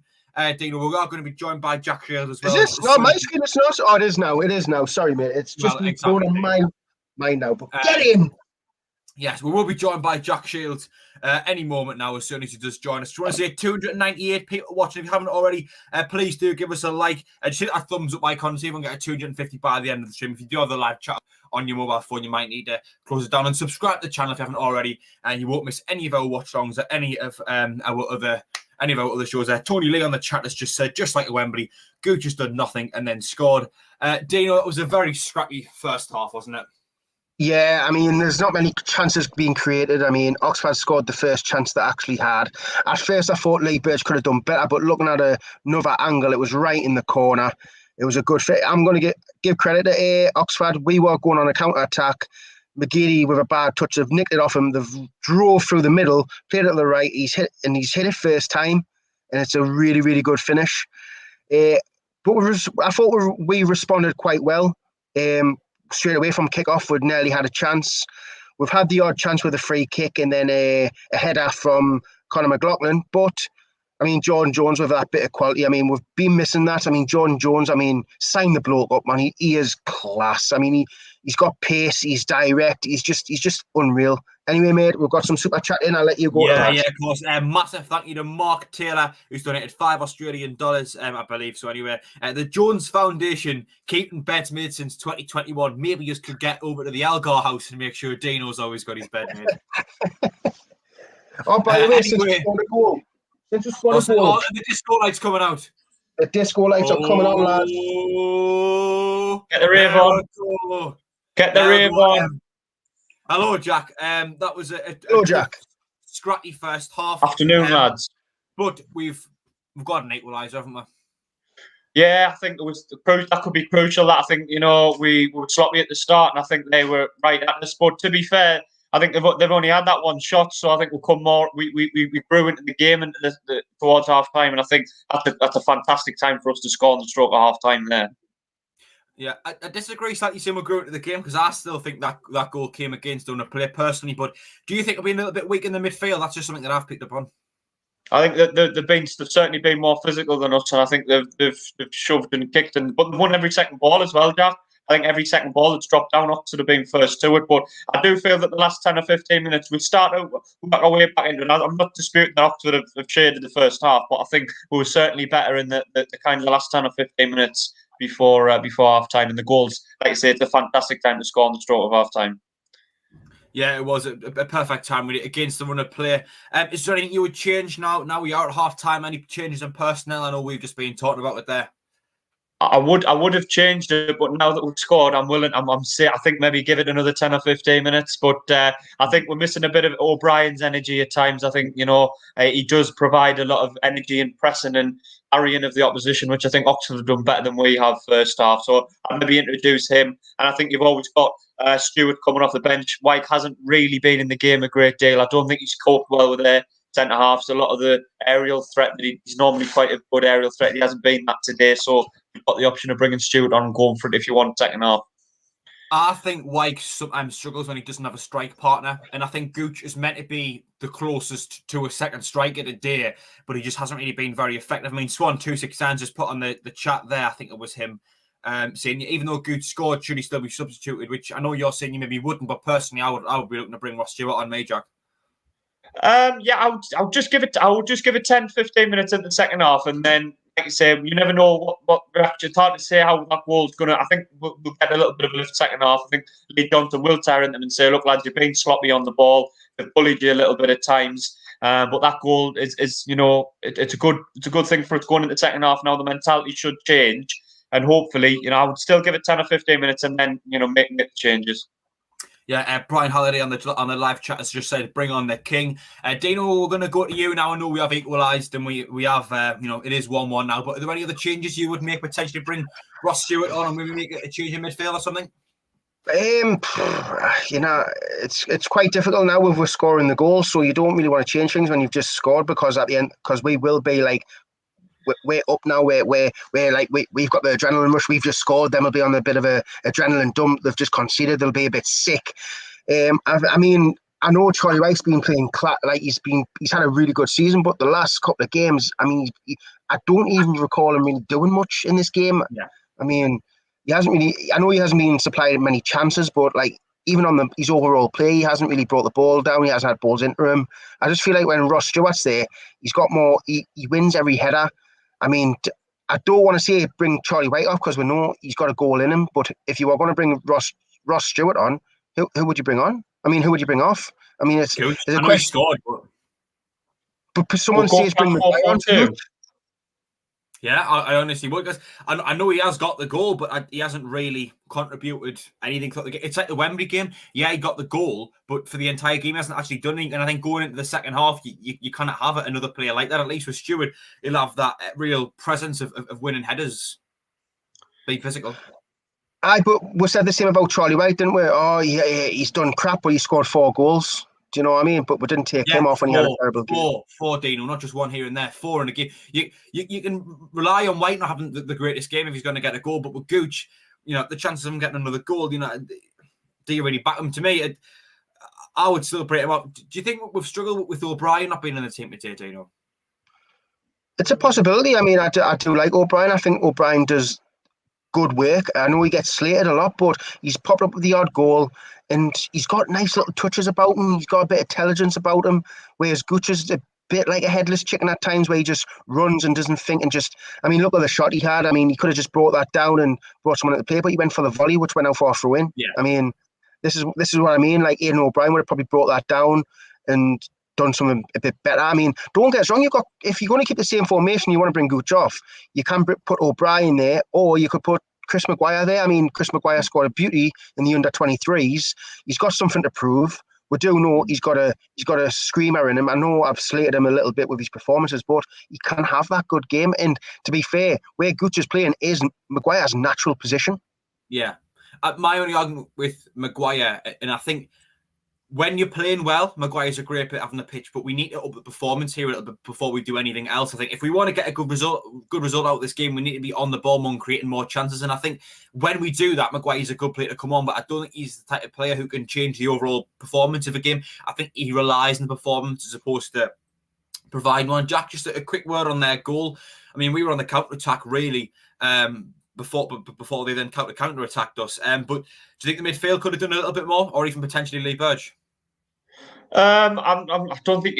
I know what you mean when it seemed to be shot from quite a way out, and it wasn't that hard or quick, and it seemed to go in. But I don't think you can blame Burge. I think we kind of lost our shape for a bit, didn't we? I mean, we threw everyone forward, and I'm all for counter-attacking and getting men forward, but not at the expense that not to the extent that you leave yourself open. And I think it was a kind of, if we were 1-0 down with 10 minutes to go, yeah, but it was early on in the game. I think we just got to get carried away with the attack. There was a couple of sloppy balls. I think it was McGeady played the first sloppy ball, and then I think it was Lyndon Gooch played a bad one to him, and then we lost it. And then it seemed like within a couple of passes the ball was in our net. I just think we've got a bit carried away and lost our shape. And against a team like Oxford that play the ball well and keep it quite well and quite quick, it will hurt you, and we got punished, unfortunately. But I think that's the only shot they had, Jack, to be fair.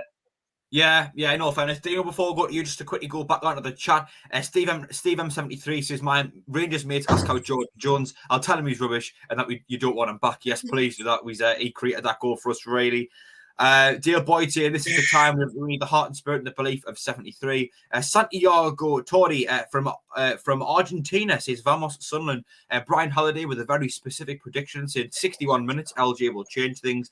Dean, is that you, Dino? Saying up Sunderland. Yeah. David Harris saying, have we won from losing positions this season? Probably. And Rufus Badger saying, where's Bowers? He's coming back from the second half, but unfortunately his internet's still rubbish. But Dino, I know you want him back in there. Yeah, two things with their goal. I mean, I know it was really slotty by us, but McGeady, the most experienced player, had a bad touch. It got robbed off him by Brannigan. But the thing is, they drove through the centre. That's what we don't do. And if you're a Sunderland player, I mean, I know no one could get near him, but you should have just clipped him, brought him down. I mean, as a counter-attack, you would think someone would have just clipped him, took the yellow card, and we would have probably got back into shape. But the fact is, them scored by driving through the middle. I mean, that's what we don't do. I mean, when you can nullify our attack by coming down the wings, you've basically got us sussed out because we've got nothing coming through the middle. And that's the most depressing thing about this team. We rely on the wings too much. And when a team susses that out, we've got nothing else. And luckily, we've got someone like Jordan Jones who, yeah, he will run at players and get tackled now and again, but he has that moment of quality where he will get past two players and then put the ball in. But you can't rely on the wings all the time, and we have relied too much this season. We need something. If we get promoted this season, we need to invest in a proper centre midfielder who will drive forward with the ball and get past players instead of doing this sideways, backwards passing. Yeah, I mean, Tom Wallace put forward a question to us last night when we were on Thursday Night Live, saying if you could, it was buy one, keep one, and sell one. Regarding like players for the squad, and that's why I put forward saying Scott Fraser, because we lack anything in the midfield at all. Jack, before I go to you on our goal quickly, Dale Boyd says Rod Stewart and Gooch together, big attack for 20 minutes, must score twice and put the game to bed. I don't know if we're in that position to do that, to be honest. Tony Leeson in Shields, he looks a bit like McGeady. I've never noticed that before.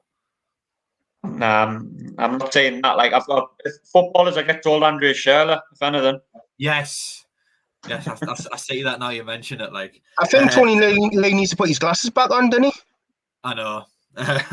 Radio Show Limited says quality work, lads. Exiled Macklem and Northampton. Your first half, same old story. Not dynamic enough. Passes not happening fast enough or crisp enough. We need to play at a higher pace and quality.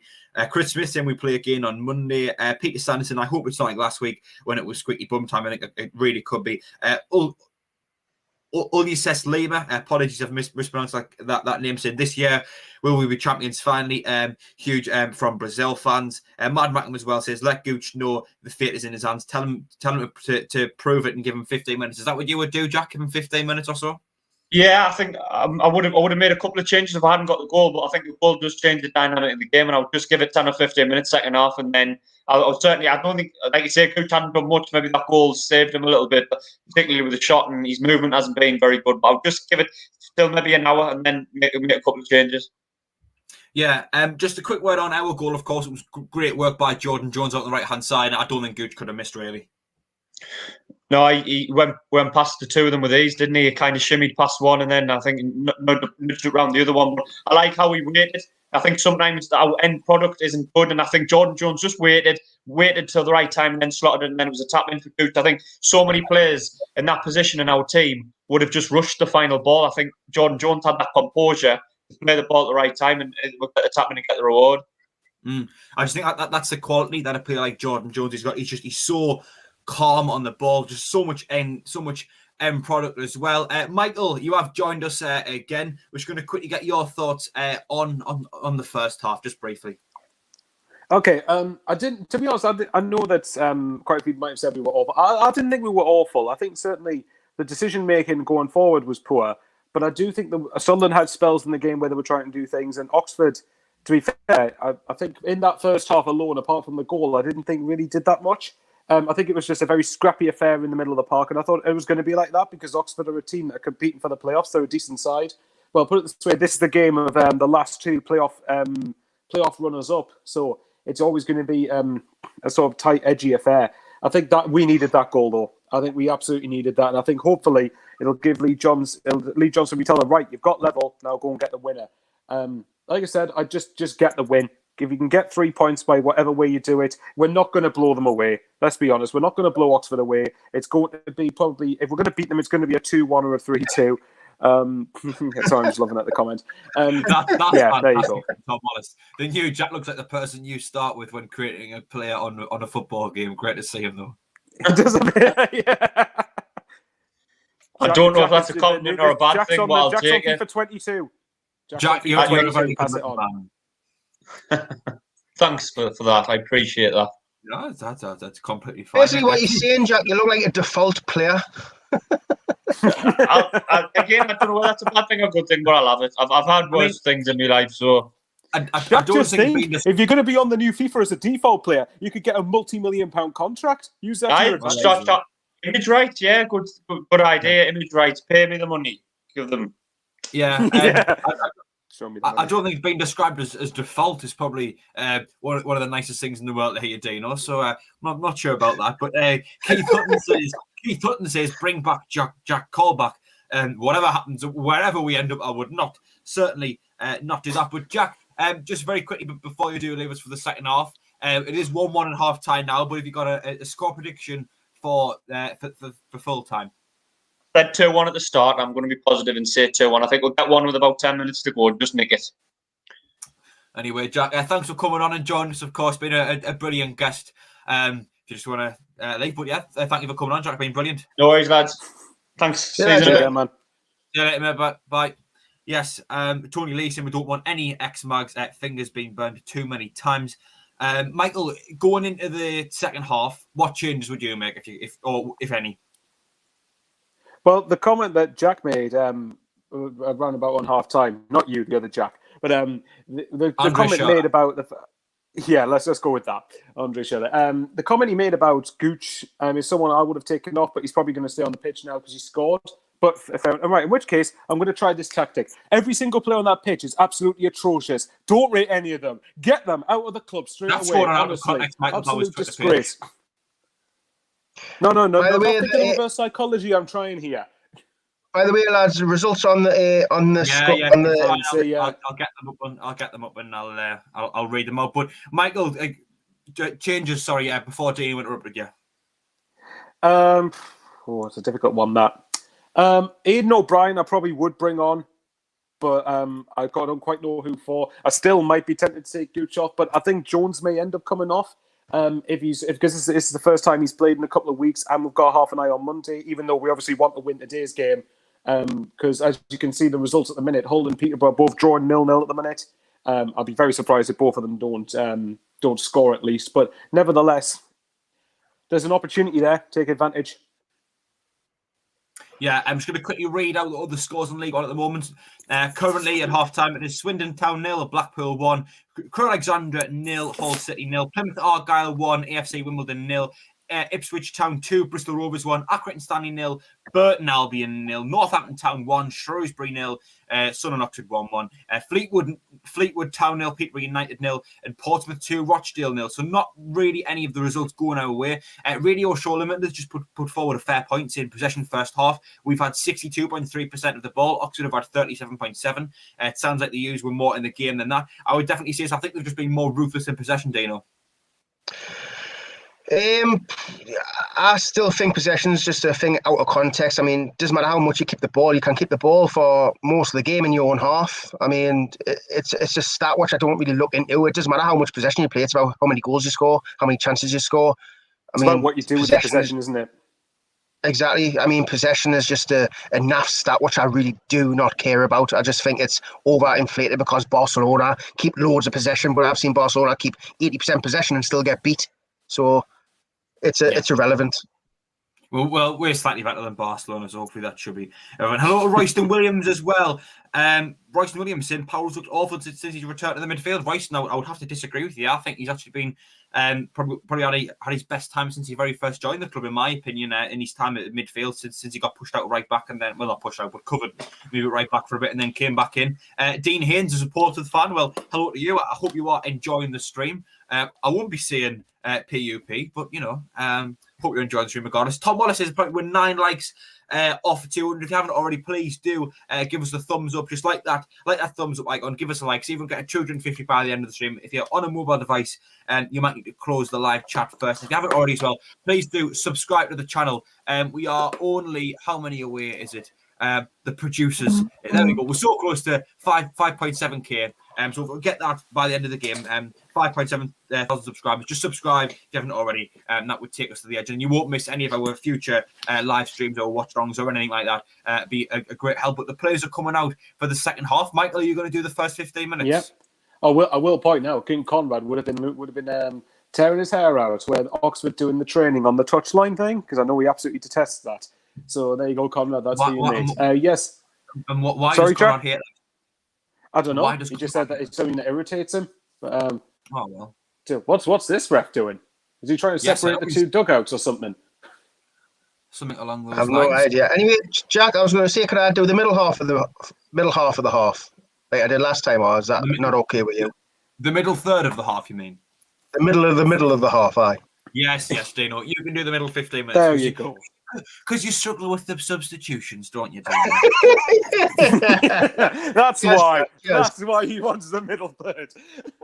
Yes. Okay, Mark Taylor has just said a Gooch brace means we will get donated $20 Australian. So actually, Gooch, could you please just stay on the pitch and get another goal and then Ross Stewart and come on? But anyway, Michael, we're going to go over to you. Ross Stewart. I thought it was Rod Stewart. Michael, it's Ross. As Oxford look to get us going for the second half. Yeah, they look to get us going for the second half. They're just about to get us going for the second half. Still waiting to get us going for the second half. Just waiting for the referee to blow his whistle. Gooch is getting ready to do some sprinting. Looks like he's about to get ready to do a 400-metre sprint here. I can't quite see who this is. I think it's number 10 for Oxford. Number 10, yeah. Number 10 for Oxford is getting ready to get us going for the second half, and he has got us underway for the second half. So obviously the rules are reversed now in terms of the ends of the pitch that both respective teams are going for. Oxford from left to right, and Sunderland obviously from right to left. So there we go. Giving the Gooch is down the centre of the pitch now. He's shrugged off his man to keep hold of the ball and passes it out wide towards Conor McLaughlin, who is trying to do some exchange passes with Jordan Jones. Looks like he's going to pass it back towards Dion Sanderson, which he is. Luke O'Nine's just ran back a little bit, got the ball. Now it's back with Dion Sanderson. Now it is with Lee Burge in Sunderland's goal. A few comments on the live chat. Is someone's phone really close to their mic? Just because we keep getting notifications. So I don't know who it is. It's me. It's mine. Oh, okay. So it's Dino's fault. Who was saying it's Dino's anyway, fault. Oxford are going down the right hand side. They put the ball into the box, and Dion Sanderson's managed to clear it, and it's out for a Oxford United corner. So, Jack, anything in the comments quickly? Yes, Danny S is saying, I don't think Jack knows who Rod Stewart is. Of course I do. Chris Smith says I've hit 200 likes, so thank you to everyone who has hit the thumbs up button. Hopefully we can get 250 by the end of the stream. Michael Fish was saying someone has their phone too close to the mic. Yes, that was Dino. Buzz. Yeah, that means because I'm popular, man. Everyone wants to talk to us, you see. So my phone's going. Oh yeah, are you sure it's not just your mum? Yeah, he's popular with dad. Jack, that's for sure. Ball in the box from Oxford. Sunderland have cleared it, and it's either going to be an Oxford. No, it's another Oxford corner. Sorry, carry on with your banter. Michael, what did you say about me? I missed that. I was saying Dino's very popular with Jack. The insults that Jack hurls at him, honestly. Dino, he must be insulted. You haven't heard them off stream, mate. You haven't heard them off stream when the cameras are off. Oh, I'll believe you when you say that. Stop making me out to be a bad person, or I'll expose your little dirty secrets, Dino. I'll come round and I'll rip you. Stop making us out to be a bad person, Dino. Otherwise, look what someone's put. Okay, another ball into the box, and it's been headed straight towards Lee Burge. He's going to roll it towards the right-hand side of the pitch, where Sunderland are going to try to look to break here, but I think the break's not going to be very effective. Oh, hang on. John Jones has just done one man. He's done the same man twice, and he's lost the ball now. Oxford could potentially come with it again, but cross the ball to the right-hand side of the pitch, where I'm not sure if that's that's Matty Taylor is trying to stand. Luke O'Nine's trying to stand him up, but Matty Taylor's had to pass back. Oxford are now just calmly keeping hold of the ball in Sunderland's half. Sunderland appear to have their shape back, but nothing obviously going forward. And Oxford are passing back to the keeper. Charlie White was just sort of jogging around the pitch. The press wasn't really on. Oxford have got the ball again on their on their left, our right hand side. On the right, just before this. Yeah, on the left, to the left, to the right, to the left. Yeah, I'm going to stop now. Slide to the left. Cross. Sorry, this isn't a mad mistake. This isn't a mad mistake stream. I'll stop. Yeah, well, just choose our stream over the mad mistakes. That'd be nice. Even though he's a guy. Yes, guy. If we were to do some singing, would that bring us away from Terry? Maybe. Oh Jesus, yeah, we'll not do some singing. Anyway, Sunderland have conceded a free kick. Nope, they haven't. Referee's playing advantage. Oxford are attacking down their left or right hand side. Conor McLaughlin, is he going to let the cross come into the box?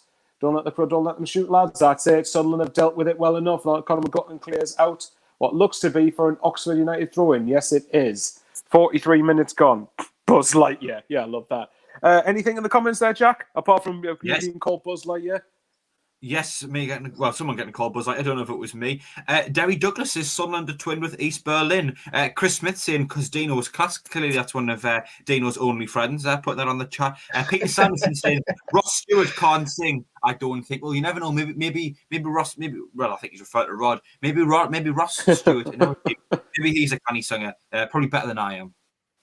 Well, I'd imagine that Ross Stewart is still on the sidelines watching play as Oxford are having the ball on the left-hand side. They're going to switch the ball, do a switch launch to the right-hand side. Hey! But thankfully, Sunderland have dealt with it well enough, although Oxford have the ball just after the halfway line, back on the right-hand side. They're getting forward with the ball towards Sunderland's penalty area. Luke O'Nine's defended well enough, and I think I thought he'd won Sunderland a throw-in, but he hasn't quite won.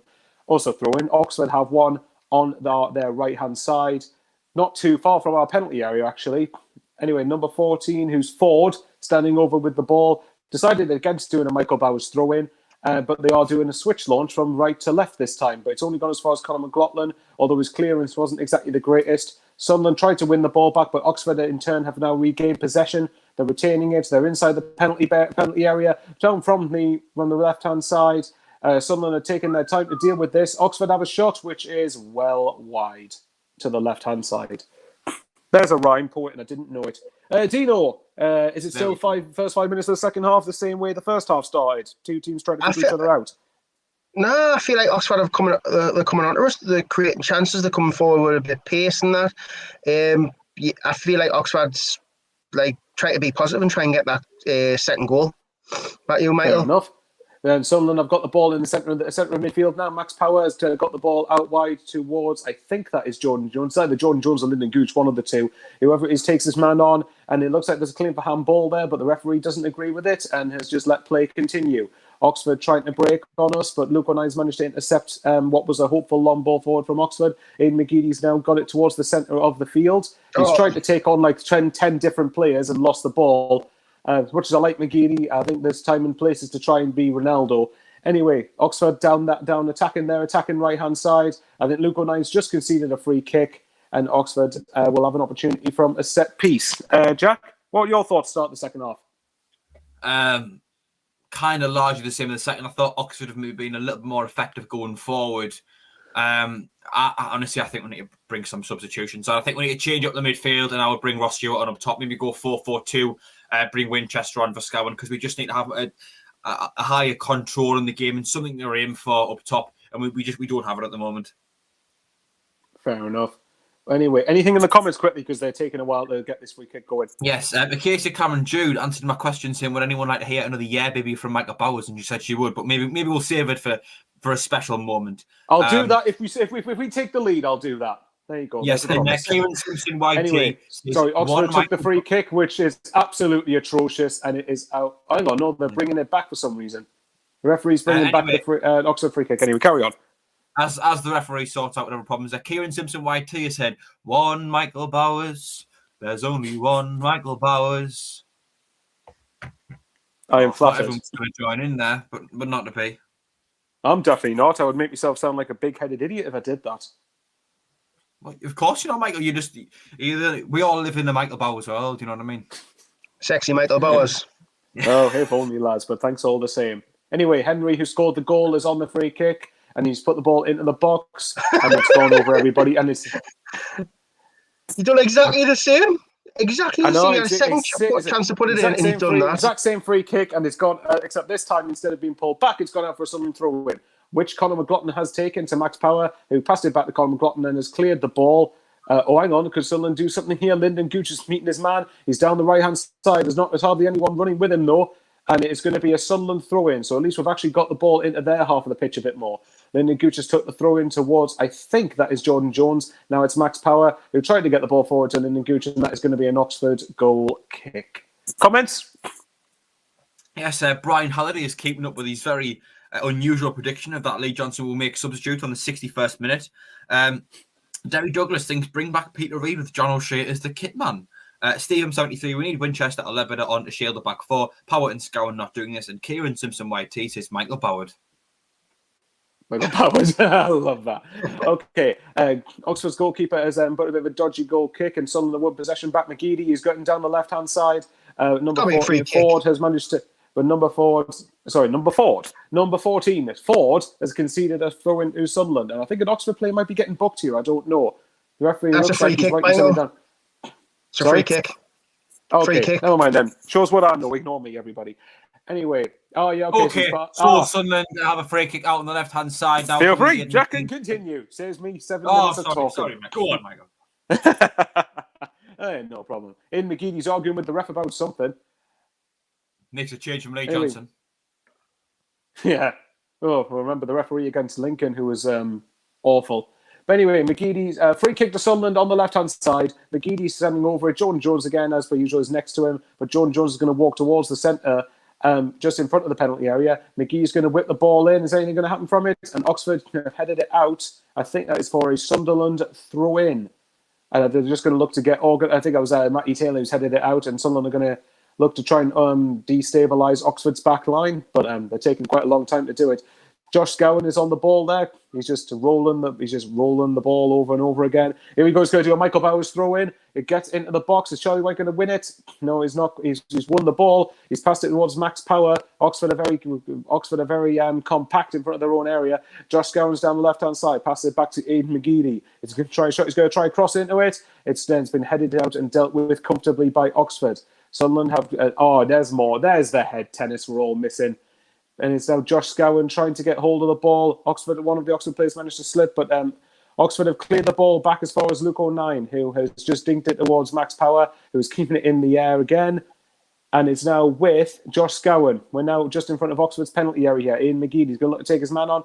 Passes it down the left towards Jordan Jones. Jordan Jones puts a cross into the box and it hasn't quite managed. It's managed to find Ian McGee in the centre. Passes it back to Jordan Jones on the left-hand side. He's going to take on his man, but across into the box, and it's straight again towards Oxford's goalkeeper, who's rolled the ball forward. And I think Oxford are starting to sit back a little bit, so I'm hoping this is just Sunderland forcing them back. Anyway, on the right-hand side, Conor McLaughlin's got the ball. He's advancing towards the penalty area, and Power's done an overlap. A ball came into the box, it went over everybody, and McGeady he's not been able to keep the ball in, and it is now an Oxford United throw-in. 56 minutes gone. It is 1-1 at the Stadium of Light. Jack, anything on the live chat? Not really at the moment. Jack Wanless is asking, has anyone got a link for the match? You just watched the match on SAFC.com. Stephen Reed says, I just got home, lads. How have Sunderland started at the start of the second half? Maybe a slight improvement on the first, but still not brilliant. If we were to score, it wouldn't. I'm still not confident we're going to get this next goal anytime soon anyway. No, well, we need to up our game in order to do it. Although the last few minutes, Sunderland have had more of the territory. We just haven't been able to do anything. We just haven't been able to break Oxford down. And anyway, we have a throw in on the left side. Aidan McGeady's over the ball, but I don't know whether he's going to pass. He's going to throw the ball towards Mihail McFadzean again on the left hand side. I think he's going to switch the play here towards the right. No, he's going to pass it back towards Max Power, who now is going to switch it to the right, to the left, to the right. Conor McLaughlin's got the ball. Back to Max Power. To the left. Yeah. Lyndon Gooch has won Sunderland. Lyndon Gooch, not Lyndon Gooch. Jordan Jones has won Sunderland a free kick on the right-hand side, and we're going to look to try and see if we can do anything from a set piece. Anyway, Dino, what would you say? Is there any subs you would make around about now? Maybe bring Gooch off, Stewart on. We're back in play there, So Michael. Sunderland took this quite quickly. Oh, never mind. Okay. Oxford have dealt with it, and they've now got possession again. They're looking to try and get the ball forward quickly for an attack, but Sunderland are pressing them. And they've Oxford are passing around the back line, but they managed to get it into midfield. Josh Scowen's just in front of his man here. They're going to look to get the ball down the right-hand side. Josh Scowen forcing Oxford to pass back. Now Oxford centre-half has got the ball. Yeah, it's just passing through Oxford's back line at the minute. Charlie White's just trying to press. Is he going to get the ball? I think he's going to concede a free kick, and he has conceded a free kick. Jack, what are your thoughts going into what will shortly be the last half hour? Yeah, I think we've slightly picked up the tempo the last few minutes. You look at probably the most we've looked in the game since the first whistle, and I mean that really doesn't say a lot, but we look slightly better, but it's still not enough. I still think we need to change something because we aren't in this enough. We're not seeing enough of the ball in the final third. We've not got really anyone to aim for up there because White's having another off day and Gooch just keeps losing the ball. So to me, I'll bring someone like O'Brien or Stewart on. Yeah, I think I'd probably be inclined to agree with that. Above anything else, should Dino keep his disco lights on? I mean, is it doing any favours? Come on, Sunderland. Well, put it this way, Sunderland, if you want me to say yeah, baby, then in that voice, and then try and take the lead. Fine, if you want me to say it again in that voice, then take the lead, lads. That'd be quite nice. That'd be quite nice. Again, not just get one, but two. Get right up anyway, to Oxford. the camera. Like this, you mean? Anyway, there's now going on in the match, so that's more entertaining, unfortunately. Oxford keeping the ball among their back line. Right number forward has got the ball. Now it's passed it back towards their centre half. Amid somewhat pressure from Lyndon Gooch. Oxford just keeping hold of the ball. They've started to get a bit more of the possession in the last couple of minutes. Dion Sanderson, is he going to deal with it? Yes, he has. It's now a Sunderland throw-in, which he has taken quite quickly towards Max Power. Max Power dawdling on the ball there. That's not what you need to be doing in your own half of the pitch. The ball's gone into the box, but Josh Scowen was in the right place, right time to deal with it. And now he's going to try and bring the ball away from the defence and try and link it to the strikers or link it to the attackers. McGeady is now probably going to have a free roll in the middle of the park. He's going to get the ball forward to Charlie White. Charlie White is on the right-hand side here. Is he going to do something? Oh, he's been brought down, and it's no penalty. Okay, anyway, Oxford have dealt with the ball, and Oxford could have a one-on-one chance themselves. Burge has managed to intercept it, though, and clear it. We'll see that back on the replay again.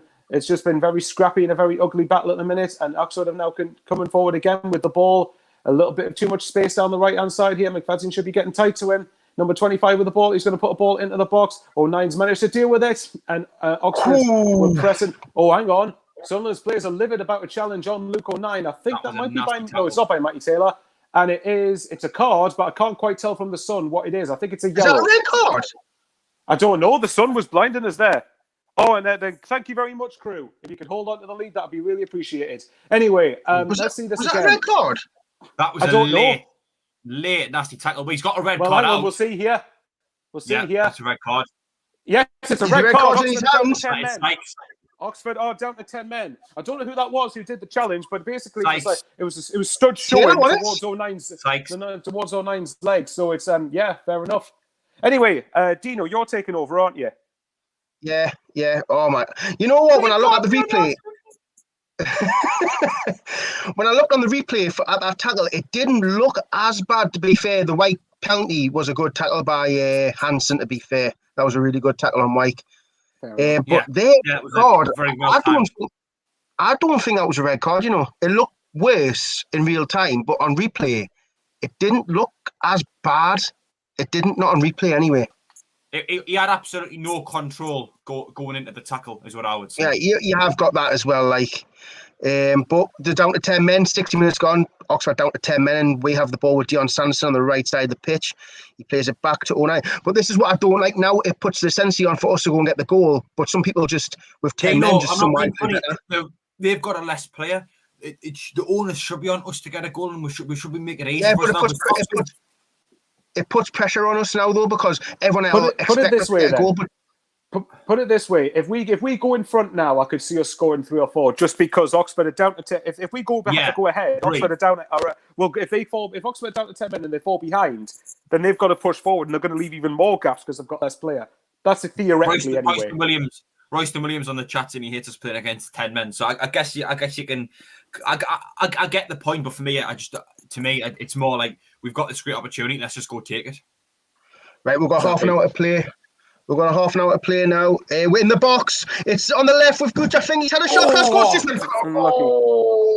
I think that was Gooch. It was Gooch. Hits the ball across the keeper and it just flies past the right-hand post. It was so close. Oh, that's a good chance here. Gooch on the left side of the box hits it across the keeper, and somehow how that's not necessarily in the back of the net, I'll never know. But that's a great chance by Lyndon Gooch, and it's well for a goal kick there. Can I just say that it was a second yellow card for Sykes. I was going to say it looked a bit harsh for a straight red card, but if it's a second yellow, then fair enough. But I think if it's a second yellow, it's a complete no-brainer, in my opinion. Anyway, Stevens launches the ball down towards Conor McLaughlin, and Conor McLaughlin will sweep this up. He tries to go along, but it's hit off an Oxford player. I don't know who that is, but he's given it back to Lee Birch, Conor McLaughlin, who gives it a Luke O'Nine now. He just approaches, gets out the edge of the box.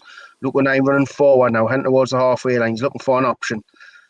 Gives it to the left to Josh Scowen now. Josh Scowen plays it back to Luke O'Nine. Luke O'Nine looking for the switch pass, which he does. Conor McLaughlin will bring it down. Was it a launch though, Dino? No, it's just a switch, not a proper launch, but we've given the ball away. I don't know what the hell happened there. We've given the ball away now, and Oxford are coming down the middle with, I think that is Barker. Plays it to Shiradopo. Shiradopo now on the right side of the box. Sits 2 players down. He's had a shot, and it's a good challenge by Josh Scowen. I do not know who gave the ball away there, but that is absolutely awful by Sunderland. Jack, comments, mate? Yes.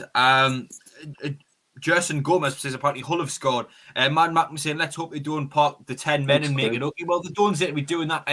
Shot or whatever his name is just been getting forward. Swan269, our friend in North Carolina, has said that red is a good colour. Well, it is when it's going in that position. We'll see that very next. Can I just say as well, very quickly, 330 people watching live.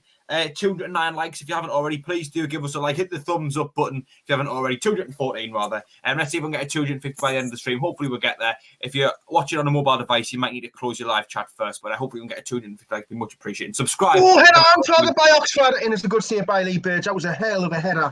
I don't know who that was from, but Lee Burge done really well to save that, and he's given a proper horrible ball to Max Power, and the play has stopped for some reason.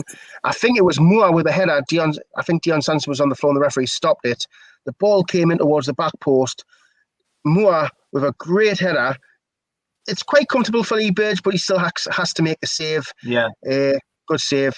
And it's a free kick to Sunderland. Yeah, just as well, we are very, very close to 5.7 thousand subscribers. If you are watching and you haven't already, please do subscribe to the channel. See if we can get 5.7 thousand by the end of the stream. We do these watch-alongs to every game, as well as our other shows during the week. So if you haven't already and you are enjoying the content, please do. Anyway, Luke O'Neill goes long down the line looking for Aidan McGeady, and it doesn't find himself for a throw-in to Oxford. Anyway, Michael, what's your thoughts so far? Well, obviously, I know it's only been a couple of minutes since the red card. We haven't taken advantage of it as much as I would have liked. So I can get Dino's point that it puts the pressure on you, but just keep going. Literally, just keep plucking away because Oxford will have to mentally tire to make up for the lot man that they've lost. Well, see how I look at it, right? They've lost a striker, right? Well, they've lost a forward player. So they would have switched formation where they're playing one up front and they still have two banks of four. So that means the attacking threat's been lesser, but they can still defend for their lives. So it's, do you know what I mean? It just gives them less options in attack. We're making a substitution. Conor McLaughlin is coming off at 66 minutes. Who that? So what I'm thinking, I think Max Power's going right back. This is what I think this will switch to a 4-3-3. This. Do you think? I mean, what? Possibly. That would be one of White or Stewart's out wide. I'm not sure, but we have the ball with Luke O'Neill now. Luke O'Neill on the left touchline, under pressure by Giappo. Gives it a... I think we could go straight back. 3-5-2. It could be, because it looks like Gooch is playing right wing back. Could be. Looks like Gooch playing right wing back. Anyway, ball down the line, looking for Charlie White. Charlie White on the right side of the box. Will he keep it in? He will. He's not locked in. Ross Stewart with a header. It's a good save by the keeper. Ross Stewart straight on. He's headed it. He's won the header. White did very well to get to that ball and put such a decent ball in, to be honest. And he did. Stewart's header was he put it towards goal quite well, I thought as well. Well, he couldn't get much power on because it was a lofted ball, and it's a good. He won the header. First header he's on. He's created a chance straight away. Well done, Ross Stewart. Yeah. Anyway, Shadapo has the ball now. Gives it back to Ford, who goes down the line looking for. I believe that is Matty Taylor, but Luke O'Neill will watch it out for a throw in. He throws it back in play to Callum McFadzean now down the left side. Callum McFadzean turns back on the ball and he goes down the line looking for the run of Charlie White. Charlie White's putting more. I think that's Atkinson under pressure. Atkinson clears the ball. Josh Gowan knocks it forward to Ross Stewart, who knocks it inside to Jordan Jones now. Jordan Jones heading towards the box. He's had a shot. It's hit the ball. What a strike. It's hit the ball. Ross Stewart will get another header, but it's cleared away by Oxford. But it's deflected off Ross Stewart's head, and the referee's given a free kick, I believe. What a strike. What a strike. Jack, thoughts, mate? I mean, Ross Stewart came on and straight away we just look a different team already. Yeah, I mean, just that strike on Jordan Jones, that's just the quality that he has on the ball. He's got the ability to do those things. But again, Ross Stewart, his first inclusion of the game, and credit needs to be given to Charlie White because he did so well to get there. But Ross Stewart, his first part of the game, he wins a header. It was the exact same against Accrington, and then he went on to get a goal. That's the impact he can have in the team. And for me, that's why I'll be looking to bring him into the team now, because White is struggling. Even when he has a strike partner, sometimes he doesn't always look in the game. I think we need something different up there. Even if you pair them together, or if you bring Stewart in for him, to me, we need something like a Ross Stewart to come in and change things.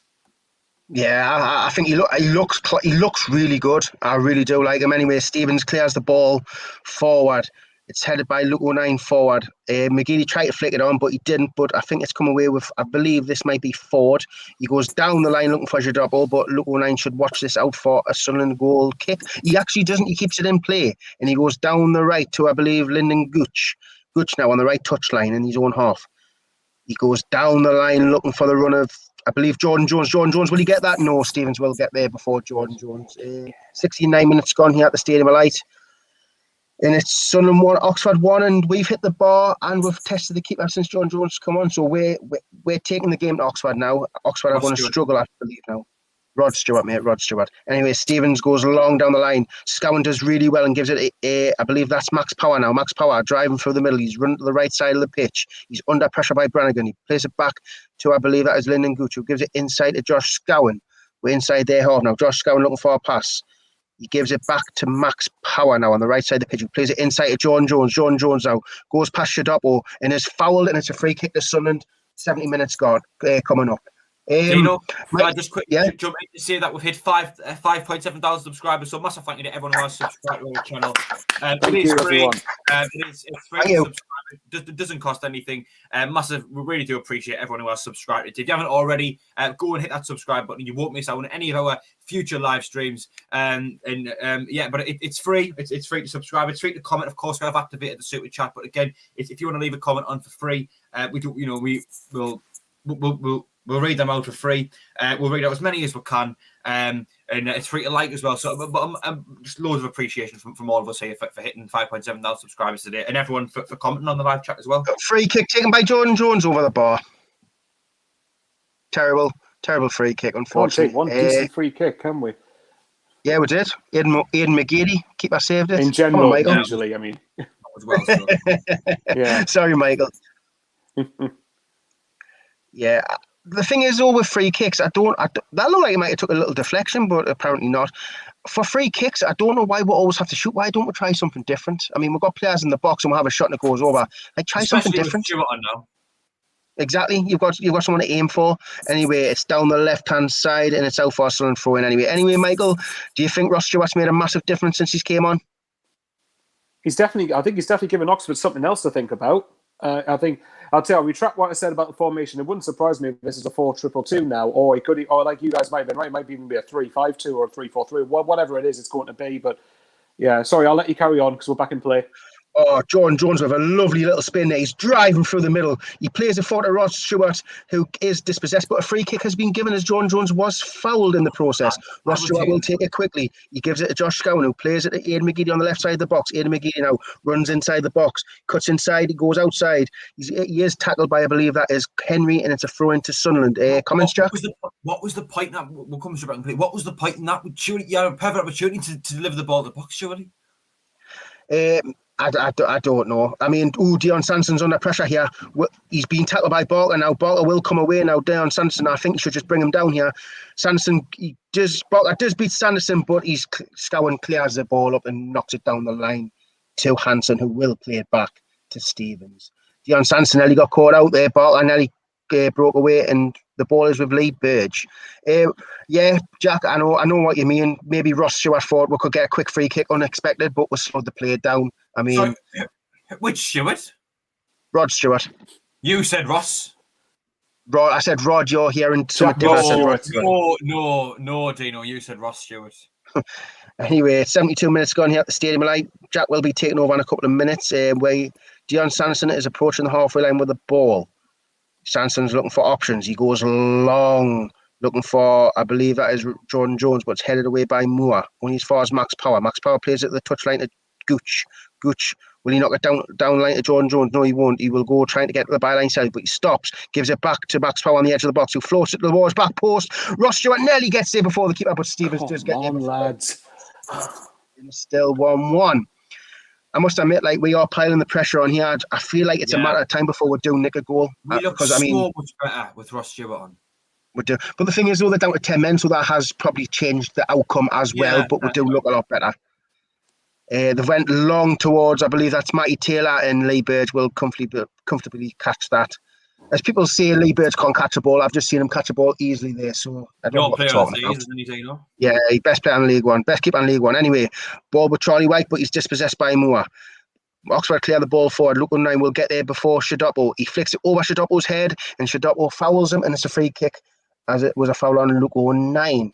Anyway, comments, mate? Yeah, Kieran Simpson, thank you. He was just saying, congrats, lads, on hitting 5,700 subscribers. So thank you for that as well. DJ says, Watson, we need some hot legs on the pitch. Maybe Michael can come off the bench. Kieran Simpson saying, that's better Sunderland.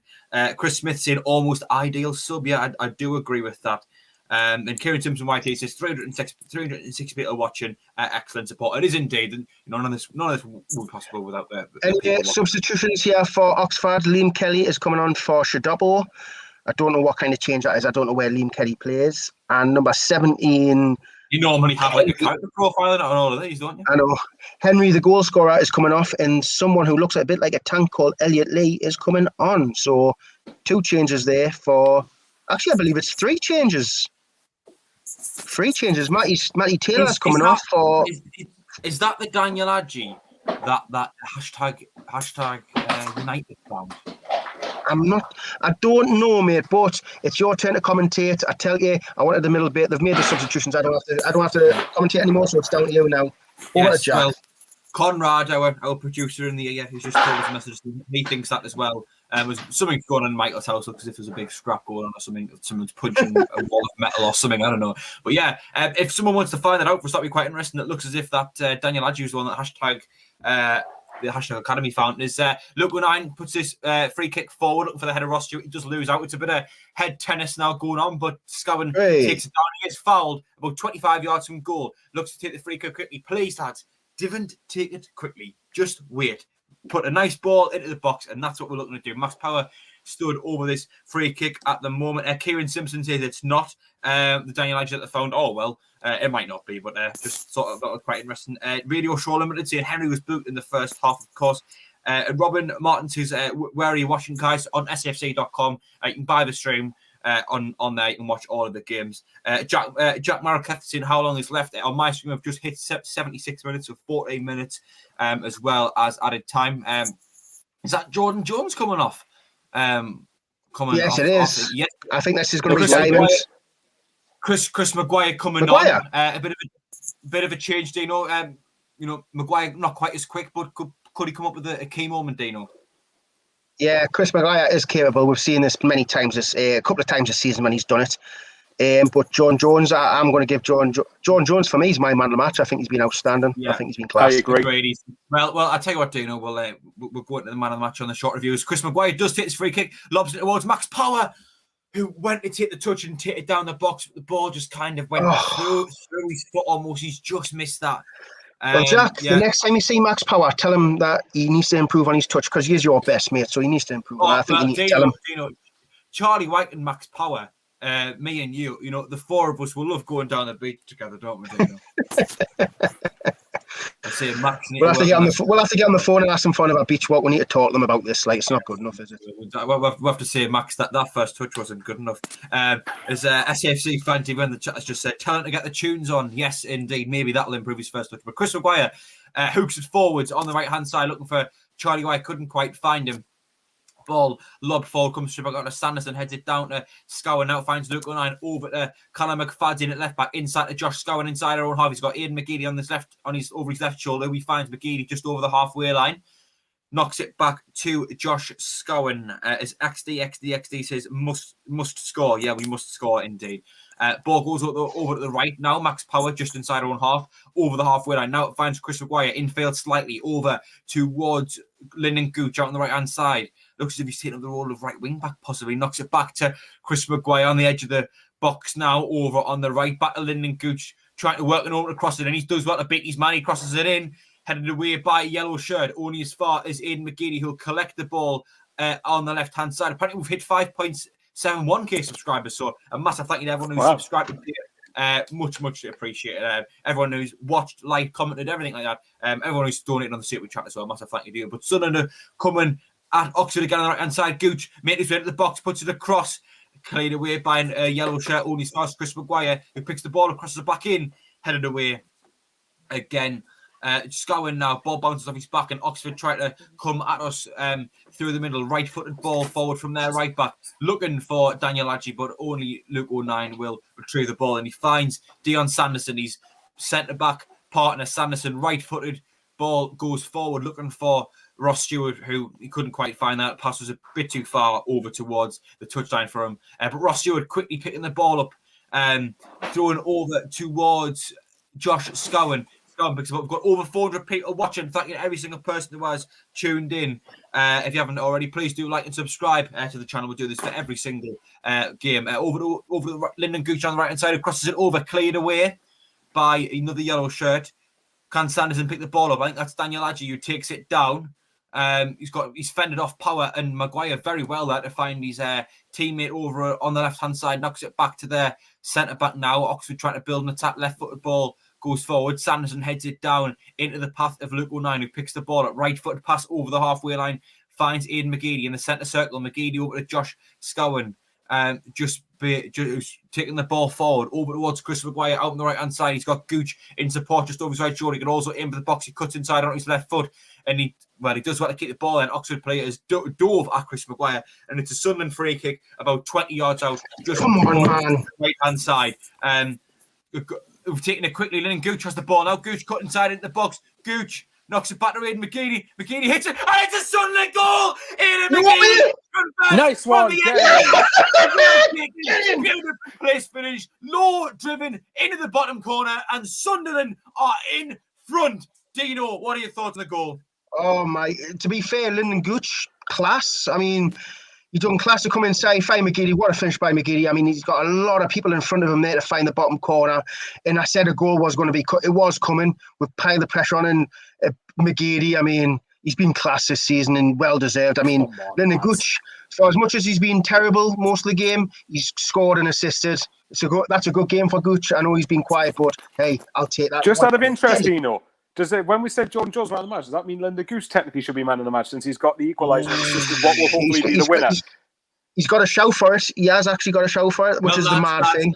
Lads, for man of the match, we'll get into it all in the review after. We'll do a little 10-minute review. Let's hopefully win the game first. That's where we're gonna have the debate. As it looks like Lee Johnson could be picking up or is it Lee Johnson or is it the Oxford manager could be picking up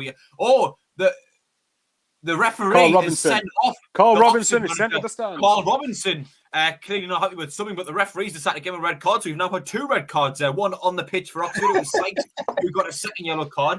And Carl Robinson still arguing, mind. He is not happy.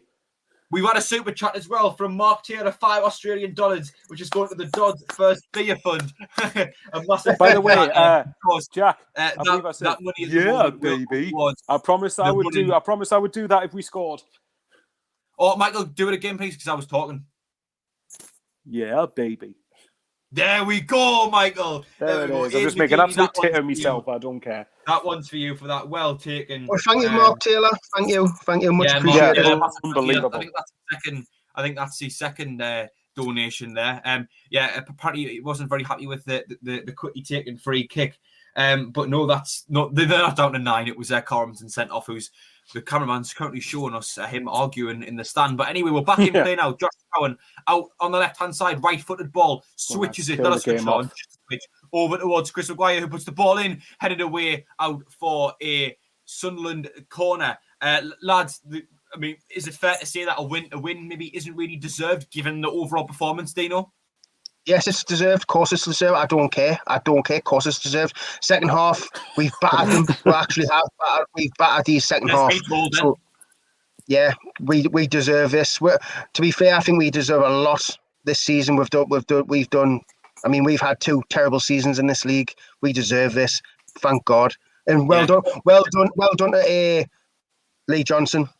Yeah, 100%. The corner did get taken and comes straight back at us. Josh Scowen has the ball on the right-hand side. Now he finds Max Power into Chris Maguire.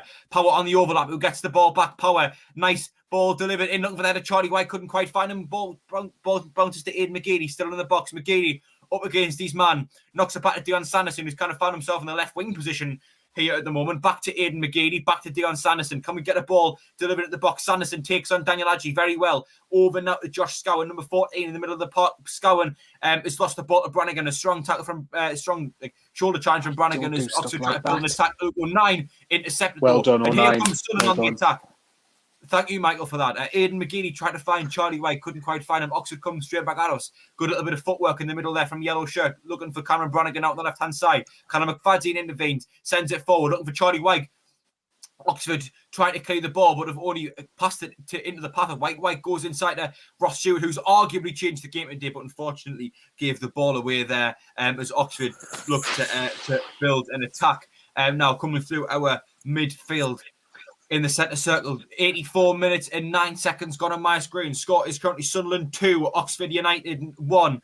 Oxford probably being the better team in the first half at the very least. Sunderland kind of grew into the game a little bit, and 2 goals have gave us the lead. Lennon Gooch with the first one, and Aidan McGee with the second. Now the ball finds over on the right hand side for Oxford. Now Sunderland coming from behind as well today. Number 30 for Oxford coming through the middle. He's up against Power and Scowen. He knocks it over towards the right hand side. And number 14 has the ball again. Michael, thank you for that. Cameron Brannigan, a little ball threaded through into the box.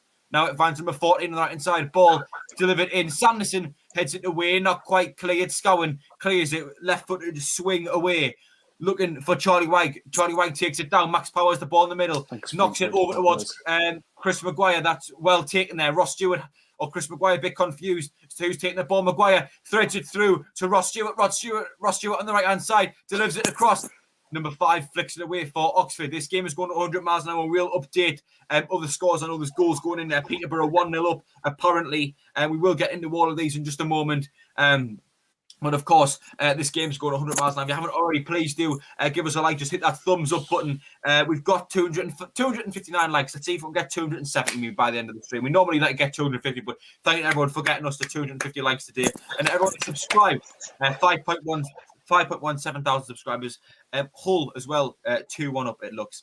Anyway, Sunderland have the ball out on the right-hand side. Now it goes infield slightly to Max Power. Power driving the ball through the middle. Power looks to take a shot.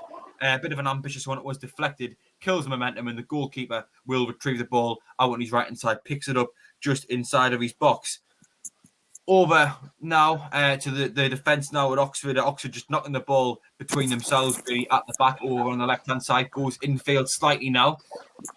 Right-footed pass over towards the right wing. McFadden sticks his head in, and it goes out for an Oxford throw-in out on the right-hand side. I'm just going to take a quick look at the results elsewhere just to read them up properly while we do have a break in place. Swindon Town 0, Blackpool 1, Crewe Alexandra 1, Hull 2 unfortunately, Plymouth Argyle 1, AFC Wimbledon 0, Ipswich Town 2, Bristol Rovers 1, Accrington Stanley 0, Burton Albion 0, Northampton Town 1, Shrewsbury Town 0, Sunderland 2, Oxford 1 of course, Fleetwood 0, Peter 1. Unfortunately, Peter have taken the lead, and Portsmouth still remain 2-0 up at home with Rochdale. McGeady coming off the Ledbetter. Dino, you happy with that substitution? Yeah, I think we're going to try and sort it out in the middle. I don't know what the formation will be now because we've took a winger off and put Ledbetter in, but it's just to probably shut up shop in the middle to protect the defence. But McGeady's had a great game again today as well, so hopefully we'll just see these last 4 minutes out.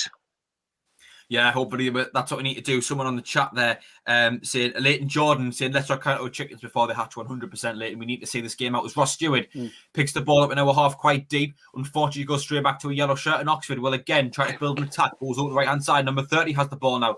Ross Stewart's getting back and defending now. He nips in a foot. It goes back to their number 30, though, as Stewart isn't able to win the ball. Ledbetter is standing up to play now. It goes back.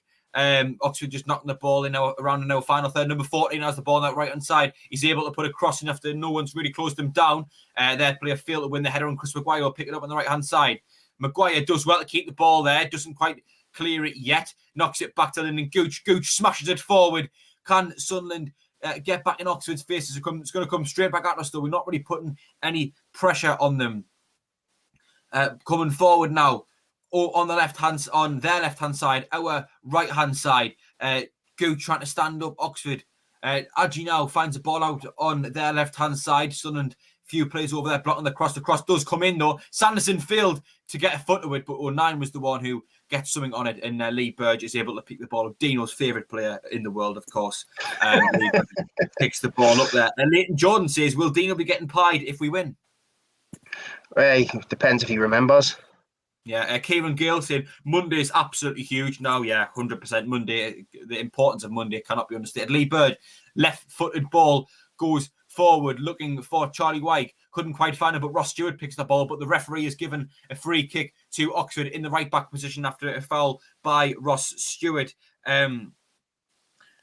Lucifer Romero Caleros, his match versus Peterborough is going to be a nightmare. Heartbeat, 1,000 a minute. Yeah, it's going to be a really, really nervous game going into Peterborough. As Oxford look to be making a substitution now, Cameron Brannigan, their main man in the middle, looks to be coming off now. For number 24, we'll see who he is in just a moment. For Joe Grayson, apparently that's Simon Grayson's son, actually, according to someone on the live chat before. If someone wants to go and confirm that for us. Number 11, Winall, is coming on for their number 14. Is that Matty Taylor? No, Anthony Ford is coming off for them. Boney's Minute just saying a draw will do on Monday, maybe after this winter day, potentially. Yeah.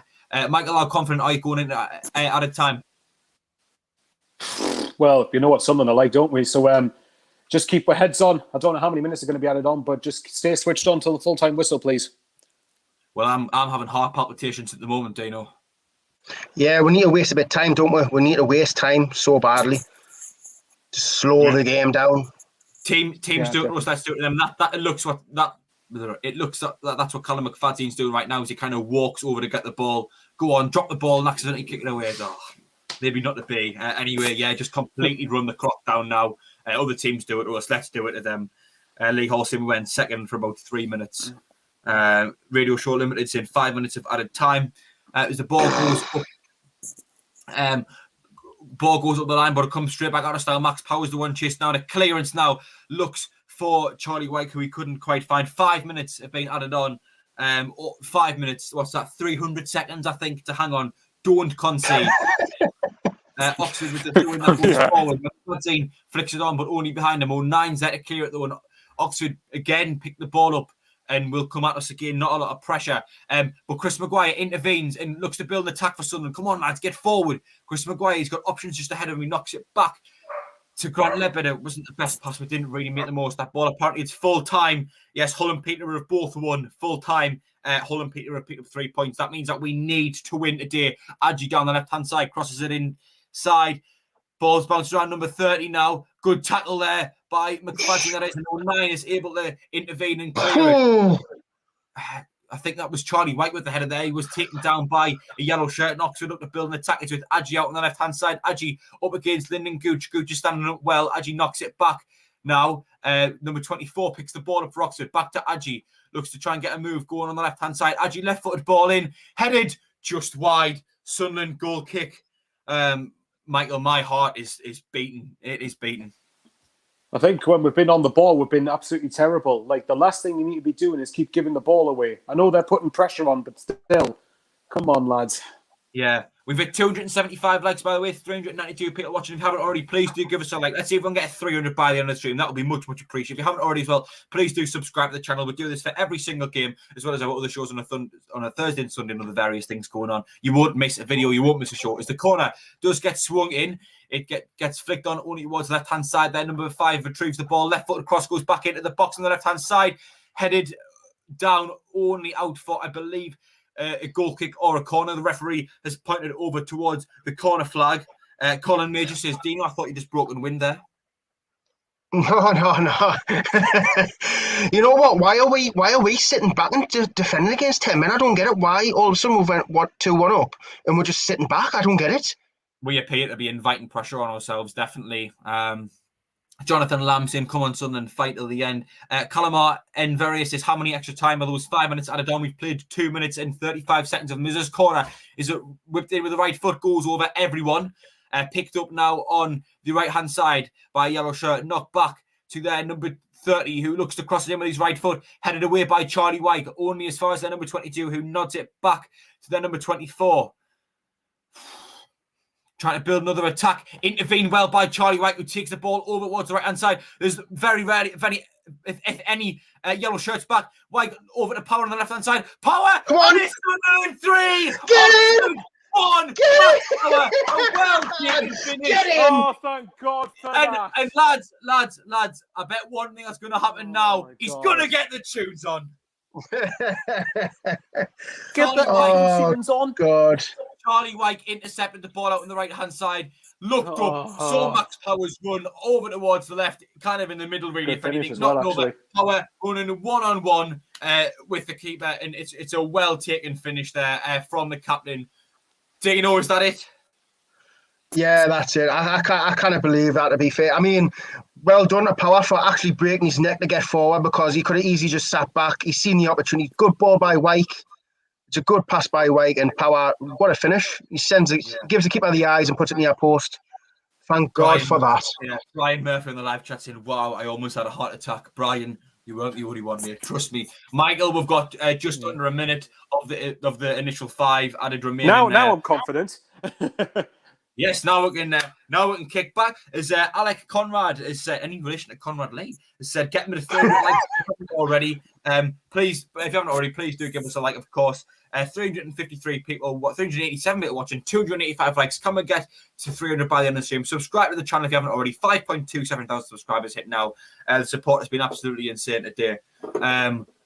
30 seconds remaining. Free kick out on the right-hand side now for Oxford, who are looking to pile everyone forward up maybe to get a consolation goal. You never know, a bit of time might have been added on for other stoppages within the 5 minutes as well. Everyone in the live chat is anyway, the ball goes in, misses everyone. Radio Show Limited says Power is booked after celebrating in front of the Oxford dugout. That's a very Max Power thing to do, isn't it? Boris Miniatures is, can you feel the power? La la la la la.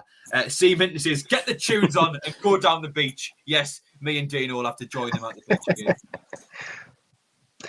Oh God, what a stressful last 5 minutes that was like. Oh. Lee Burge now leisurely taking his time to take this goal kick. Hopefully the referee will blow his full-time whistle anytime now. Lee Burge very slowly now. Tom Wallace saying Max Power deserves the goal. He's been playing well. Lee Burge does take the goal kick, goes up into the air towards the right-hand side. Stewart wins the header down to Charlie Wyke. Wyke knocks it back to Lyndon Gooch. Gooch on the halfway. As the referee blows his full-time whistle, it is full-time. After seeing it is finished. Sunderland 3, Oxford United 1. I've been having heart palpitations this second half, but we came from behind, got 3 goals. We've done it in the end. I just want to say very first and foremost, a massive thank you to every single person who has watched us today, and as well, everyone who's tuned in on the super chat. All the money made will go towards the channel at the moment. Thank you to every single person who's liked. We've hit 290 likes. Could we get to 300 by the end of the stream? If not, regardless, 290 is a massive achievement. Today we hit 5.7 thousand subscribers as well. And there we go. Speaking of super chats, Mark Taylor again with another $5 Australian. Thank you for that, Mark. He says Conrad needs more SW collectibles. I'm not entirely sure what he's referring to. But is that Star Wars? I think that's Star Wars. Star Wars. I believe Star Wars collectibles. That's what he's referring to. Maybe. And in which case, yes, I agree. But anyway, Mark, thank you for that $5 Australian. It really, really will help us out here on SAFC Fan TV. But for myself, Jack Dodds, from Mr. Michael Bowers and from Dino Elgar, we are all having heart palpitations. But we are going to talk about this game more in detail in the review. And so thank you to every single person who's given us a like today, every single person who's watched on the super chat, on the live stream. Apparently we've hit 300 likes. Everyone who's liked as well. From all of us at SAFC Fan TV, yes, we just hit 300 likes. Thank you to every single person for your support today. And we'll see you in both the review and on the Sunday bunch, where we'll be talking about this game and previewing Peterborough on Monday. Bye-bye.